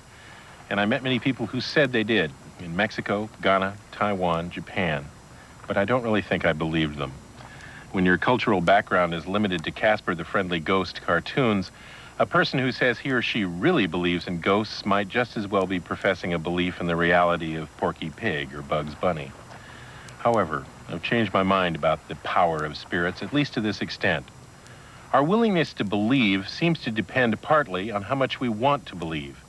And there are places in this world where that desire to be affected by the dead is extremely strong. Some of these places are private, some are very public. What they have in common is an emotional resonance that transcends cynicism and supposed sophistication. We've already been to one of these places in the program about grief, but it makes sense to go back for a program about hope.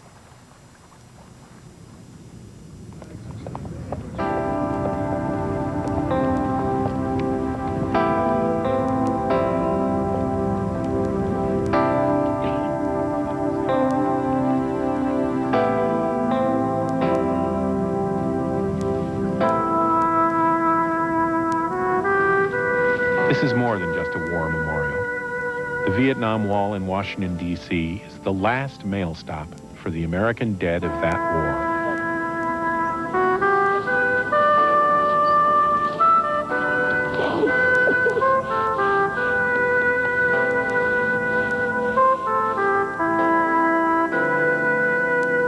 Today is her 20th wedding anniversary. With her brother, she brought a gift for her husband.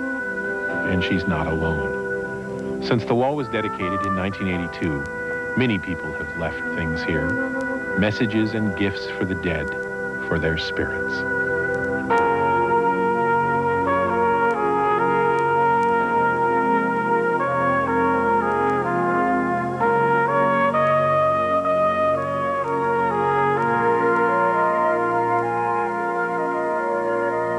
The types of artifacts being left have changed over the years. We're starting to notice that there are more intimate, personal artifacts being left, such as fishing poles, golf clubs, fishing lures, things like that. In a Maryland warehouse, America saves all those communications left at the Vietnam Wall. Curator Dury Selden has collected more than 15,000 objects now. Clothing, food, letters to be read, letters that will never be opened.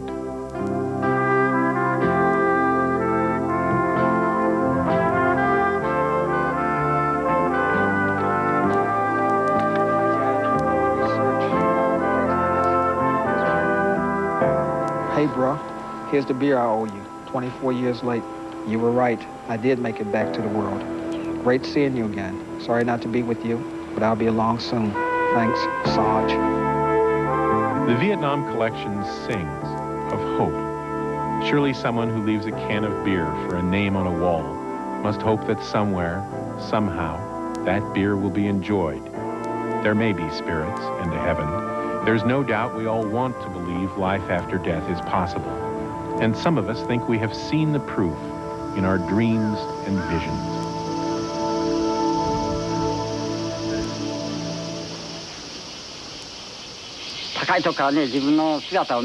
From a high place, I was looking down at myself, and I was lying on a hospital cart. I was pulled towards my own body, and I could see a white, round light in front of me. While hospitalized, Takamasa Kimura had a near-death experience. And like millions of people all over the world, that experience changed and illuminated his life. I used to think there was no afterlife. But now that I have seen these experiences, I can't say there is no other world. Mr. Kimura was a hard-driving businessman. Now he is a Zen practitioner who spends hours each day meditating, preparing for that other world.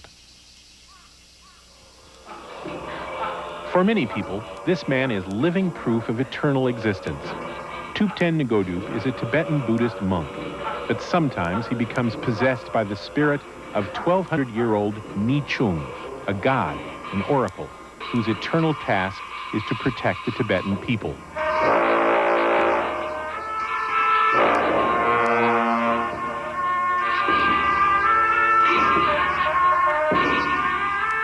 When possessed, Ngodup puts on Ni Chung's robes and assumes the job of advisor to His Holiness the Dalai Lama. Ni Chung's ancient duties are considerably more than just ceremonial. The Dalai Lama credits his spirit oracle with convincing him to leave Tibet during the Chinese invasion in 1959. Through the body of a simple monk, Ni Chung provides the Dalai Lama with advice and vision no mortal human ever could, and provides his followers with proof that spirits exist. The spirits of the dead are egalitarian. They speak to leaders like the Dalai Lama, but also affect the everyday lives of everyday people.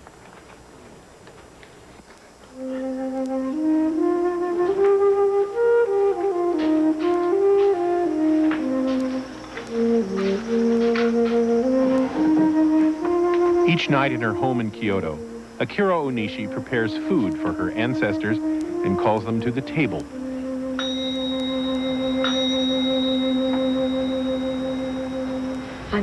The spirits are in training in the other world, and they get hungry there too. If we fail to feed them, then they will afflict us.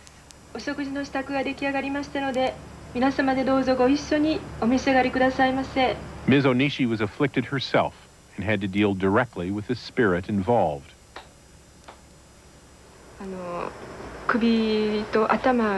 I had a stiff neck and headaches, and there was nothing doctors could do for me.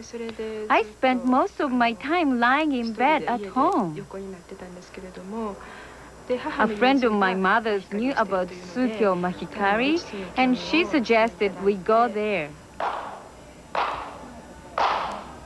Mahikari is one of Japan's new religions, based on the power of spirits to affect our lives. Members come to this temple not to get in touch with their feelings, but to get in touch with the spirits who are causing those feelings.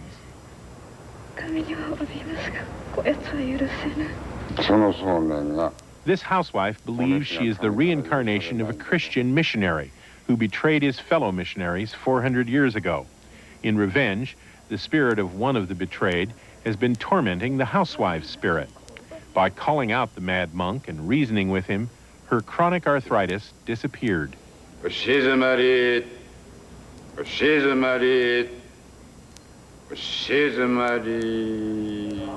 followers of Mahikari are sincere, intelligent people who believe that what happens to them here is not hallucination, but real possession by real spirits.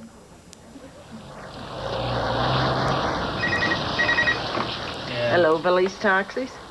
Proof of spiritual existence is not always welcome, but that doesn't mean you can't relax and enjoy it sometimes. In Belfast, the village taxi company has a little problem. A refreshing problem, actually, given some of the other problems in Northern Ireland. The company office is haunted by a spirit who likes to hit cab drivers on the head. When did this ghost first appear? 3 months ago, wasn't it? It would be, yeah. The first time this happened, did you guys say something spooky in this building? No, at that time I thought, yeah, a lot of nonsense. A couple of days later, he goes out to open the window, opens the window, looking out. The window came in around him, hit him in the head, marked his head there. So show me what happened.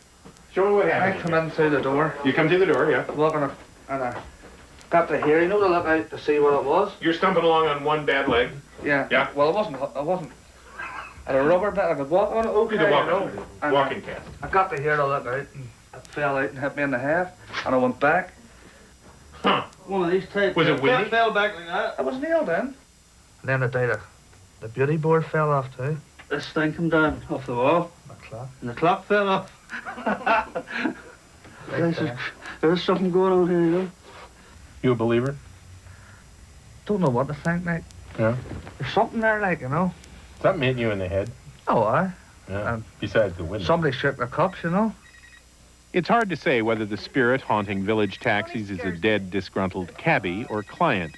It's also hard to say whether the cabbies really want their ghost to leave or not. But I stopped here to tell you today that you got a choice.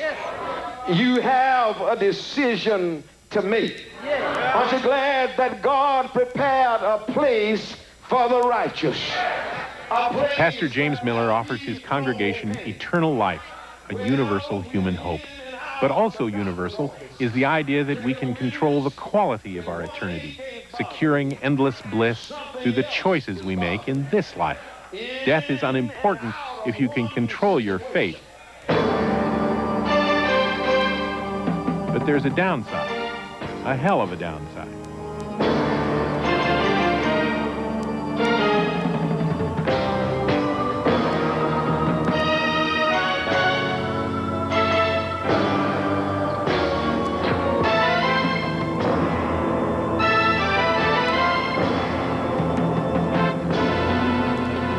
We can reach hell and heaven from any earthly location. But throughout history, certain places have been regarded almost as doorways to eternity, like Jerusalem.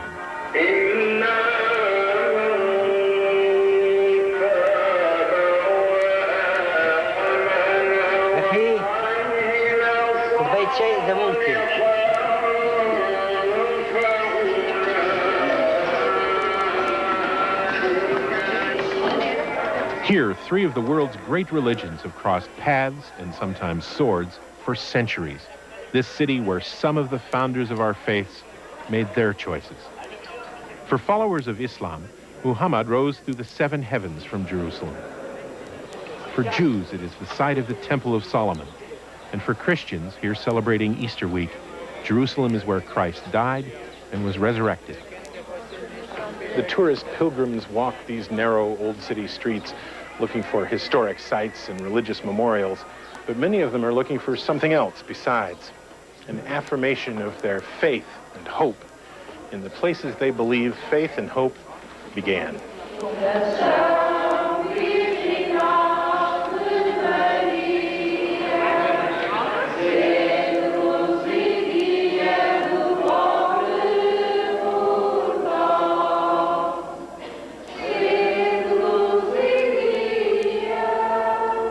I realized on the tomb of Jesus that I am a big sinner, and I realized how much he loves me.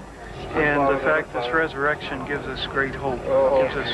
Gives us great hope, and it gives us a chance to rejoice in the midst of the sorrows that we have.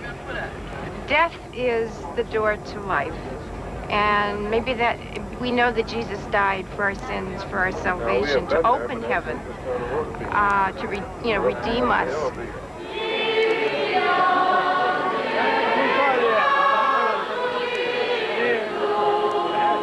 Glory be to the Father, and to the Son, and to the Holy Spirit.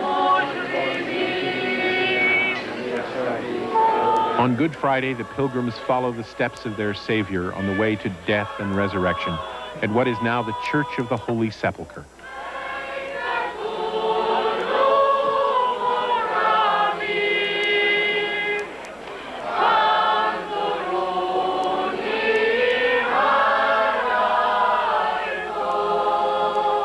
Before our coming, our Lord coming, and before the death of our Lord Jesus, maybe the people were very afraid of the death. But after Christianity, Jesus was the example of the life, of the light, of the happiness, of the kingdom of the heaven. Dionysius Jajarvi is the Syriac Orthodox Patriarchal Vicar of the Holy Land. His church is just around the corner from Holy Sepulchre. It's where Christ washed the feet of his disciples, and where you can see the only life portrait of the Virgin Mary, according to the Archbishop. She came with John, the evangelist, and until the Pentecost, she left with him. For that, she was here, and evangelist Luke joined the disciples here. For that, he has painted her because he was artist. Archbishop Jajarvi believes that heaven and hell are real places, but they are also spiritual places, and that wherever Jesus is, it is already paradise. The portrait of the Virgin and his church's other biblical features aren't just historical attractions for him.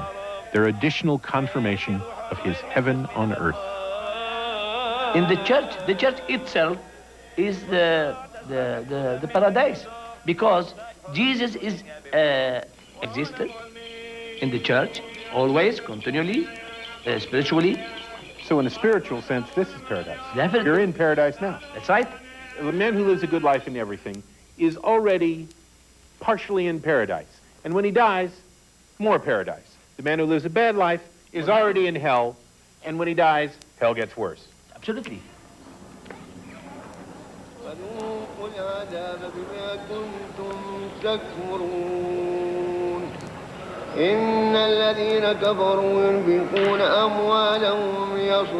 Jerusalem's most spectacular monument is the Dome of the Rock, from which Muhammad ascended, and the Al-Aqsa Mosque beside it, two of the most holy places in the Islamic world, places to contemplate and prepare for the Day of Judgment, when you must answer for the choices you've made in life.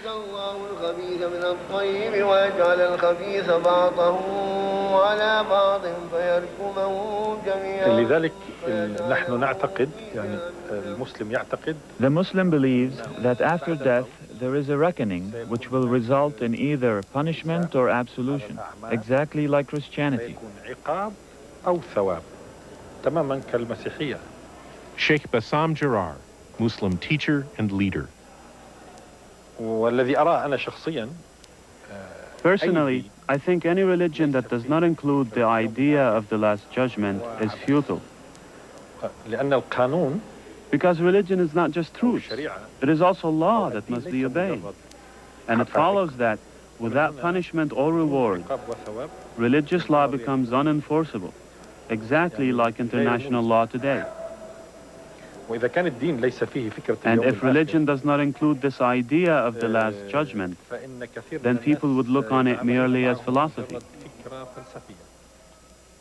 For Sheikh Jarrah, all life is a journey between fear and hope, no more so than when life ends. Fear ends for those in heaven, and hope remains. Reward in Islam is doubled, while punishment is according to the misdeeds. We flew directly to Israel from Northern Ireland, two of the most nervous places on earth. I was frisked 9 times that day, 9 times more than I've been frisked previously. Eventually I got to Jerusalem, one of the world's great cities of hope. And how I got there made me realize it's also a city of fear. We rented a car from a Jewish company, so we couldn't park it safely in front of our Arab hotel, a hotel Israeli Jews won't enter because they believe it's built on top of Jewish graves. I spent a day in a small West Bank village where an elderly Palestinian grandmother told me she didn't want to die in her bed at home surrounded by her grandchildren. She wanted to die as a martyr, killing her oppressors. And yet some Israeli Jews wondered why we went to the West Bank at all. What does that have to do with death, they asked. Here's what. Sheikh Bassam Jarrah is right. Life is a journey between fear and hope. If you're like Archbishop Dionysius Benin Jujarvi and your life is filled with hope, then this can indeed be a heaven on earth. But if your life is filled with fear, then this is hell. Liars and unbelievers, they're going to end up on a front seat in hell. They come a long way every Sunday to hear Pastor James Miller of the First Baptist Church of Warrenton, Florida, especially when he's talking about heaven and hell. Pastor Miller thinks his sole task as a preacher is to convince his flock of the glory of heaven, the horror of hell, and that they have control over where they will go. And hell is not going to be made up of strangers. Y'all hear what I'm saying? If you happen to go down there, you'll see folks that you recognize. At times, it's hard to convince people that there is a hell. It's more easy to convince them that there is a heaven, because the reality of it is that people tend to have more insight on the good side rather than the bad side. If you die with sin on your heart, you're going to hell. And if you die a righteous person, you're going to reign with Christ. Is there anybody in here that really want to go to hell? Look at your neighbor. Pastor Miller looks forward to death because he knows he'll meet Jesus, and he lives for that day. Ain't the Lord's all right? Tell your neighbor I'm on my way. So you're sure you're going to heaven? I'm positive. I'm as positive as I am that I'm talking to you. James Miller is positive he's going to his reward because of faith. Some Hindus are positive because of place. This place. The quality of your reincarnation in the Hindu religion is based on the choices you make in this life. But there is an ultimate reward, liberation from reincarnation, by learning the truth beyond human understanding.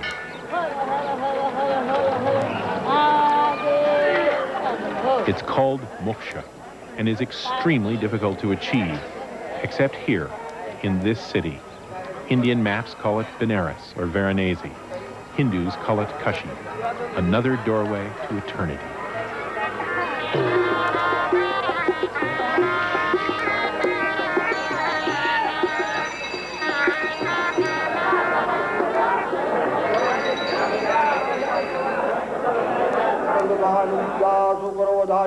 Kashi is famous and sacred because of just one resident. According to the Hindu religious chronicles, this is the chosen home of the powerful god Shiva, the creator and destroyer.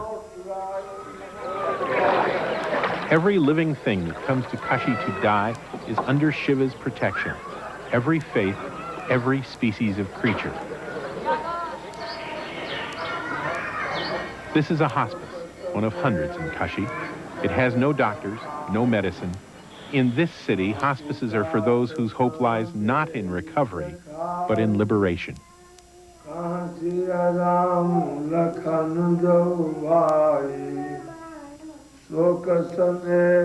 85-year-old Ataldani Devi, she waits to die with her family around her. Priests read from the holy books and chant the praises of the gods Rama and Vishnu.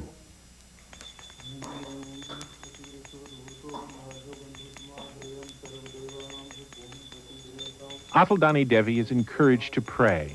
Her family performs rituals to give her peace of mind so she might accept death without fear. Her only medicine is water from the Ganges, the sacred river that washes away all sins.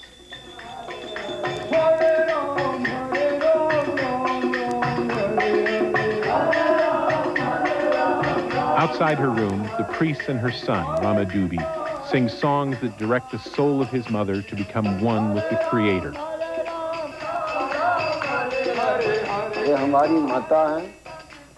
I am not at all worried about her death. In fact, I am happy, and I will perform the proper rites for her after she dies. All beings that are born one day have to die. My mother's time has come, and her dying is not going to cause me any pain. I have come here because I believe that by dying here, my mother will immediately go to heaven.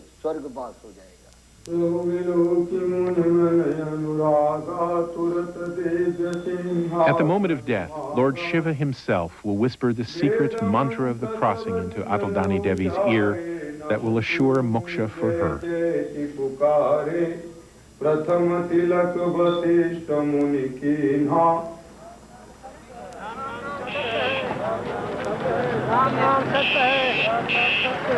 Then Ramadubi will carry his mother's body through the streets, down to the Ganges, to the cremation fires.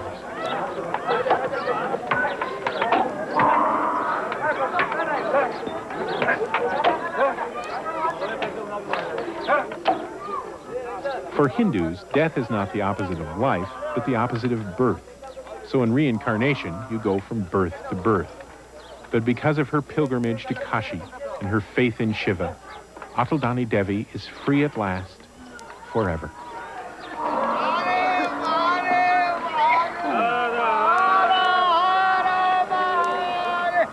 For Hindus as well as Buddhists, reincarnation and the hope of liberation are the ancient but still vital promises of their faiths, just like the promised afterlives of Christians and Muslims. The only variable is the quality of that afterlife. But throughout its history, the Jewish faith has embraced a wide variety of eternities, including reincarnation, heaven, and hell. For Rabbi Vicky Hollander, that variety means not uncertainty, but opportunity.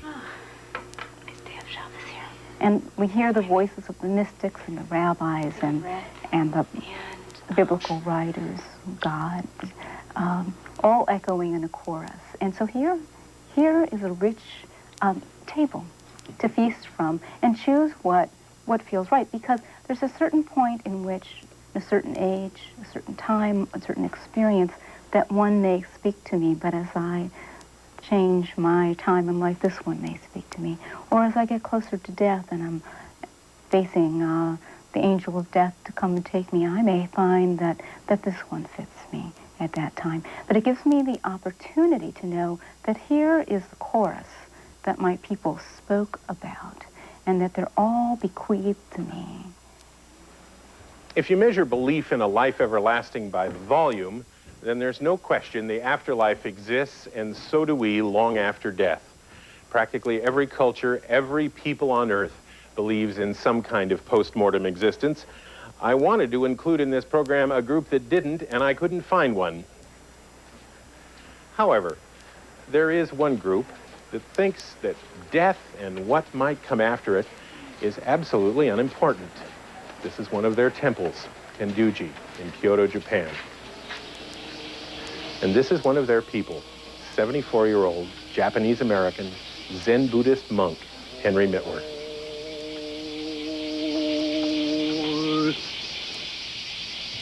Mitwer is at an age when most people ponder their mortality in earnest, but not him. So long as we're trapped into that idea of death, or what shall I do, what's going to happen, then we are a slave to that kind of a thing, thinking. Then, if once you're a slave to those ideas, we're not a free people, free man. We don't know where we come from and what's going to happen after we die. Even scientists doesn't know. So how do we expect to know ourselves? We haven't reached into that point. Well, as long as we're here on this earth, somehow, we might as well enjoy it. Have a good time, more or less. That doesn't mean that you go crazy about it and do everything like whatever you want. No, but why doesn't it? Why doesn't that mean Because you go crazy and do whatever you want? That doesn't bring you to a complete enjoyment of it. Henry Mitwer finds his complete enjoyment concentrating on what's happening right now, like the simple precision of the Zen tea ceremony.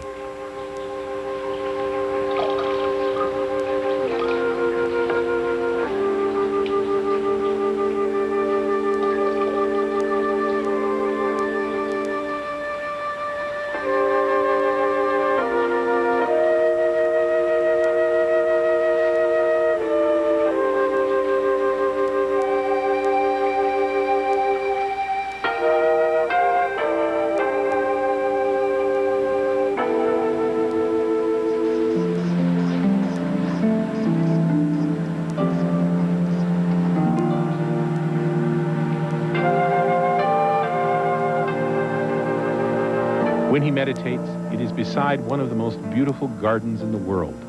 Henry Mitwer, like Archbishop Jajarvi, has already found his heaven on earth, not, as in the Archbishop's case, because Jesus fills his life, but because Henry Mitwer fills his own life. And by finding heaven in that simple belief, death has little power over him. But I'm not scared of that, because we have to face it anyway. It's like being scared of lunch. Lunch comes, it comes. Sure. So there's no difference. But you're curious. You must be curious. Yes, yes. Henry Mitwer's waiting death has no power over him because he concentrates on what he has now. But what he has includes his wife, his children, his students, and the books he's written on the tea ceremony and flower arranging. Henry Mitwer may have a life after death whether he cares or not. Culturally, genetically, socially, the spirit of Henry Mitwer may survive for centuries, just as the spirit of New Zealand's Maori peoples survives forever.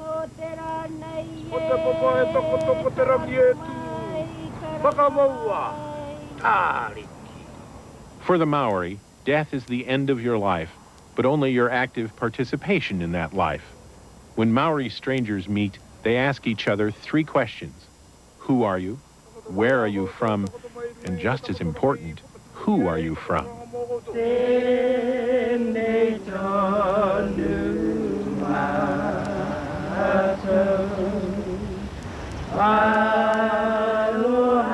For them, each human being reflects his or her ancestors and is, therefore, immortal, intellectually, culturally. And evidence of that social immortality is everywhere, especially in the villages. This is Te Araroa on the coast of New Zealand. Maori of the Ngāti Porou clan have lived here for centuries. And they've died here, in the hills and mountains around the town, in intense intertribal warfare, at sea, and in their beds. In the town cemetery here are the bodies of young Maori men who died in Flanders Fields in 1916, in North Africa in 1941, in Vietnam in 1968. The Maori who live here now don't think they're the only residents of Te Araroa. They believe that the spirits of their dead are here too.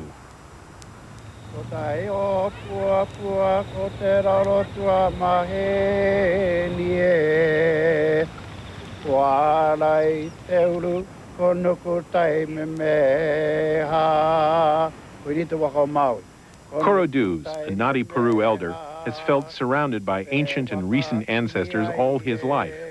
And at least architecturally, he has been.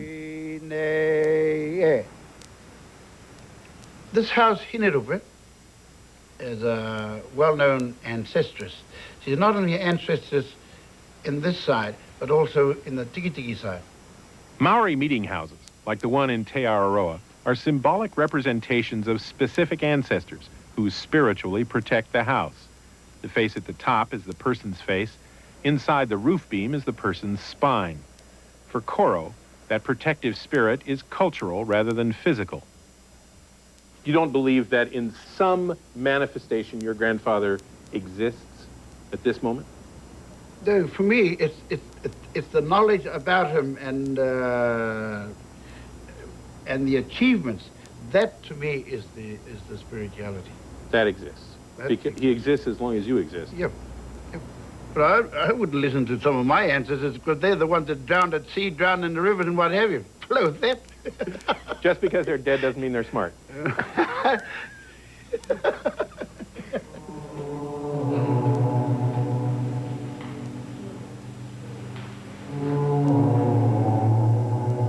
Yad Vashem on Remembrance Hill in Jerusalem, the memorial created by the nation of Israel to honor those who died in the Holocaust. There's a museum here, archives, statues, and a simple but unforgettable evocation of the lost children. Thomas Eisner, 10 years old, Hungary.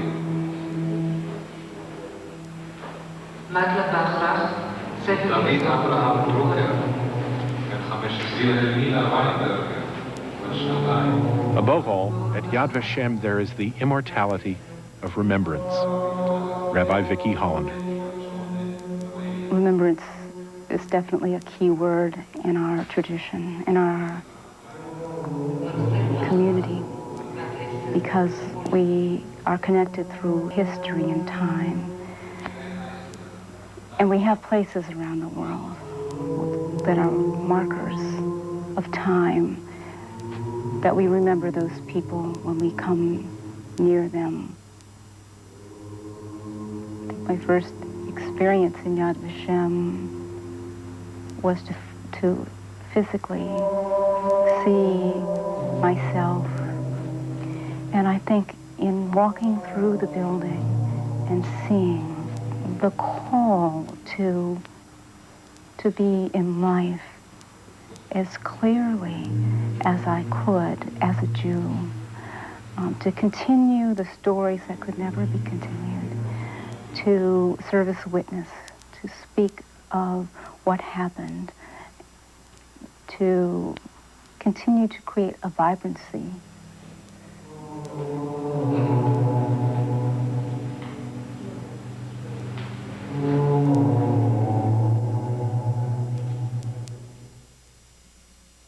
James, $43, you know. Harry says, like, he's got his mate in here called Valentine, you know. Yeah, what I'll talk about, there was 100,000 British troops in Malaya. People are forgetting Dunkirk when... The call to remember can take place anywhere.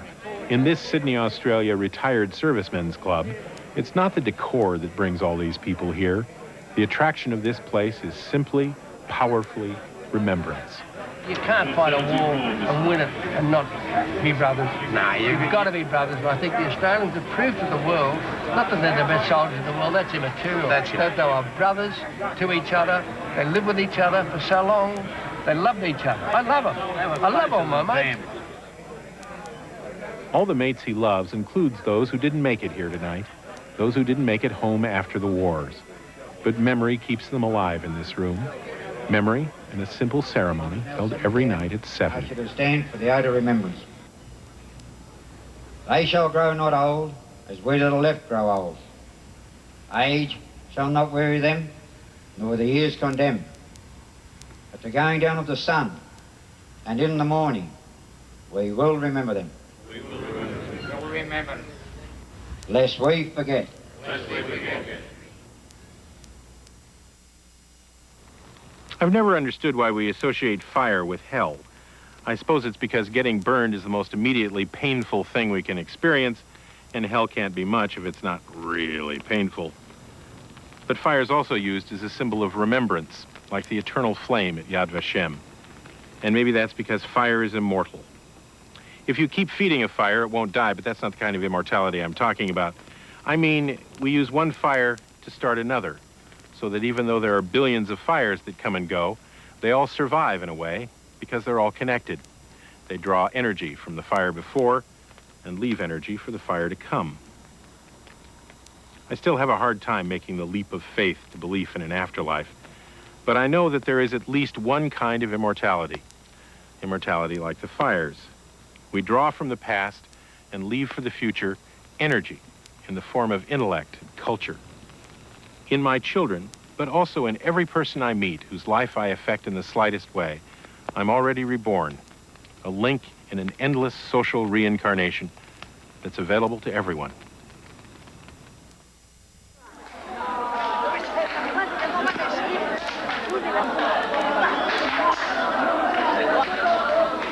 For these Tibetan Buddhist monks, life has no beginning and no end until they achieve Buddhahood in nirvana.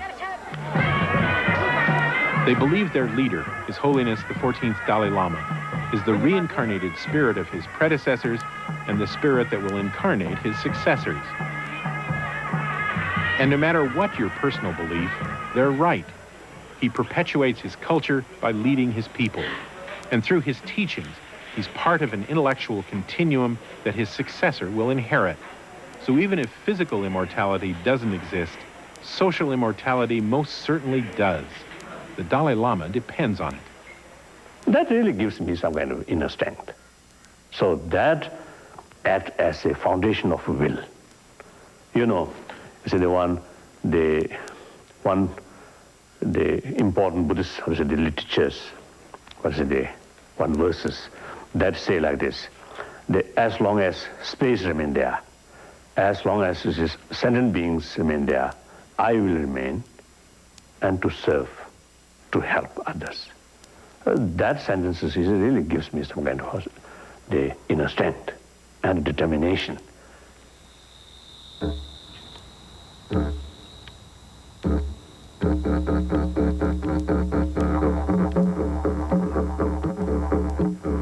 When the fire gets in, you'll be able at least to move. It'll be a bit painful, but not very much. So I'll just ease off on the nervous system, actually.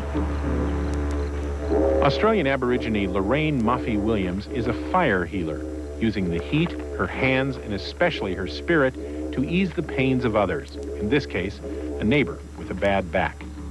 Aborigines believe they are the current manifestations of spirits that were created in the dream time, that moment 40,000 years ago when the world began. Everybody is given the one spirit, and that one spirit reincarnates, and we call that one spirit an everlasting spirit, everlasting life. I can reincarnate in my great-great-granddaughter, 7th generation. Unlike Hindu or Buddhist reincarnation, Aborigines always come back 7 generations later as human beings and always within their own family line. So you have ancestors who were, in fact, you. It's not surprising, then, that respect for ancestors and remembrance of their lives and culture is so important to Aborigine people, even to the extent of parents choosing a family historian from birth.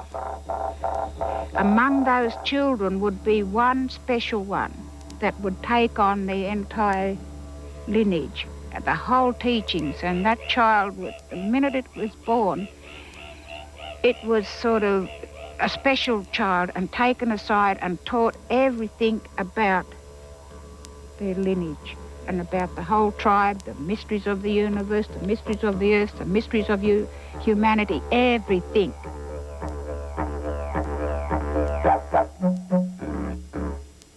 Graham Wilson is that special child, now a man, with an overpowering sense of his ancestors. In some books I've read that people have died on operating tables and have seen this long tunnel, and at the end of this tunnel is this white light. In our way, if you're ready to die, you would see your relatives sitting outside, past relatives that have passed away, standing outside, waiting for you, and you're not scared. Graham also has a sense of his ancestors' legacy to him. He feels an obligation to respect and perpetuate their culture by playing the didgeridoo and dancing the stories that go back to the dream time. Yammer,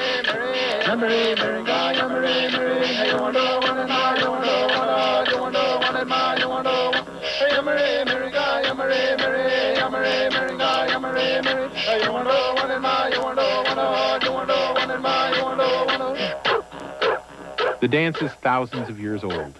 The dancer may be as well, moving in the footsteps of the person he was 7 generations ago, and 7 generations before that, and 7 before that. If I find that spiritual linkage a wonderful concept, but a difficult reality, I also know that socially, genetically, Graham is his parents' child and his children's father. And by learning and performing the arts of his ancestors, dancing the dance, playing the didgeridoo, he keeps their spirits alive.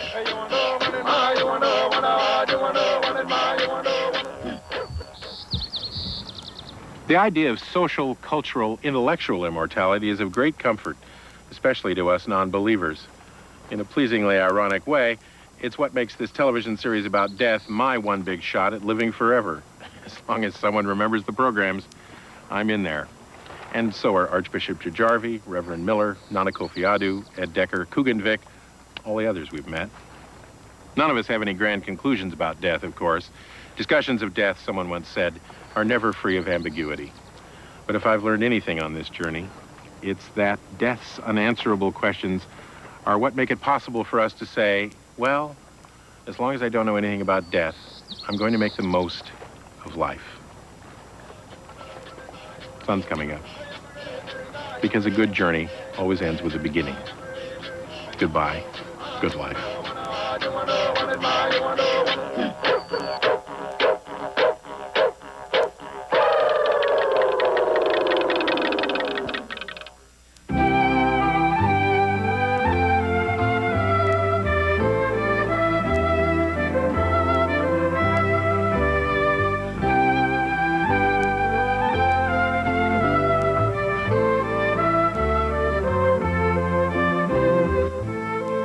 We'd like to know what you think about this unusual series, so stay tuned for a special telephone number to call with your thoughts.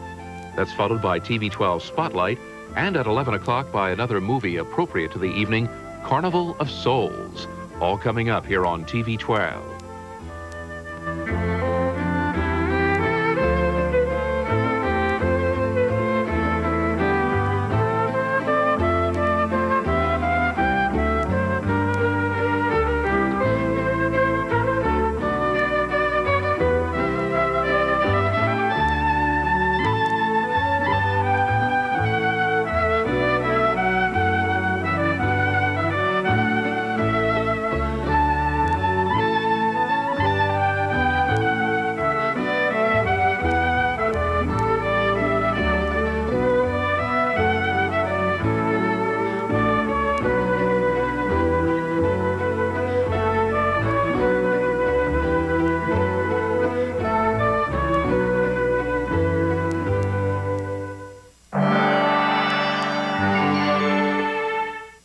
Funding for this program was provided by the Corporation for Public Broadcasting and by annual financial support from viewers like you. If you would like to order a video copy of Death, The Trip of a Lifetime, please call 1-800-633-1999.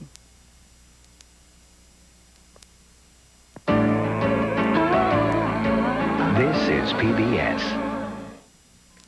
Share your thoughts with us about Death, A Trip of a Lifetime. Call the WHYY viewer response line at 215-923-WHYY. That's 215-923-WHYY. It's the 10th annual Mid-Atlantic Emmy Awards, and TV 12 is bringing it to you live. Be sure to tune in Saturday night at 8.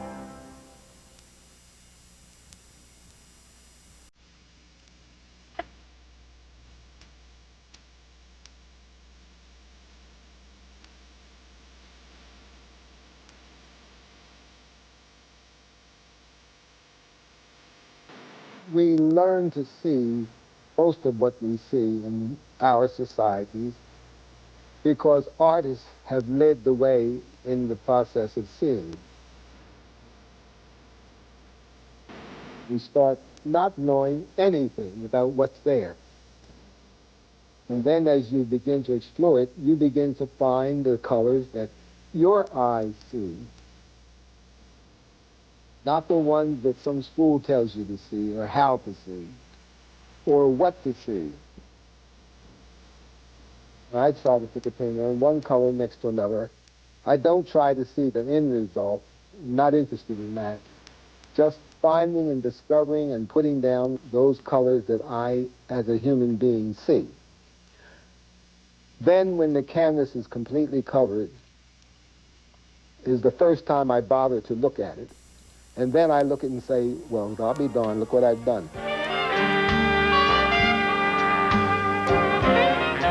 I paint purely because I am trying to learn to paint better all the time. That I'm trying to investigate the world in terms of painting terms. You don't just see a tree anymore. You see different shades in the tree, and the leaves have the sunshine, you know, those spots of color that are so bright. And it just looks wonderful. I was driving by a schoolyard, and you know, all the kids wear beautiful fuchsia jackets and purples and really bright colors, and it looked like a clay painting or a mural. You know, it was just really, but he taught us to see that. He really makes gorgeous setups. The whole of creation looks better because Mr. Loper has taught me how to see. The eye that's looking at a picture loves something to feast on. And I like to give the eye such things as color, light, design, richness, luminosity, drama, and glow. In your handwriting expresses you as an individual. It has certain kind of a scratchiness, a certain kind of movement, certain kind of a flow. It expresses your personality. And it's only when your handwriting in art reaches the stage where it expresses your personality that it's worthwhile being in pictures. I just don't always know how to get it that light, you know. You don't want to know. Okay. Experiment to do it. Okay. Yeah. If you know, then you become boring. Most people want a teacher who's going to butter them up and give them a lot of little tricks and gimmicks because they already know how to paint. I think I've made this too dark compared to this. You can't tell until it's all painted. Covered. They want to be patted on the back and say, keep on doing what you're doing. That's nice. See, this turned upside down. Yeah. You see what that looks like. Now, this has to have some relationship to that. And I don't say that's nice. Keep on doing what you're doing. I ask you, is that what you see? Can you be better? She is down trying to make all of these spaces up here as beautiful as she's... Now, that's a heck of a word to use. The word beautiful has no value. And now that I'm gotten old, heck, I don't care about trying to be nice and sweet.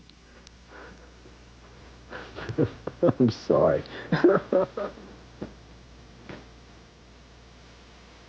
Paintings should be exciting. As long as you're looking at them, they should always become exciting. The world is much too beautiful to see it one shot and not see all the beautiful things a painter can find as he's working.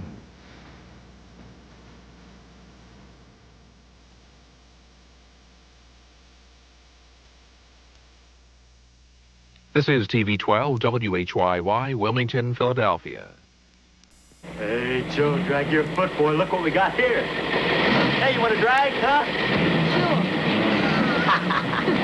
Come on, man. Get ready.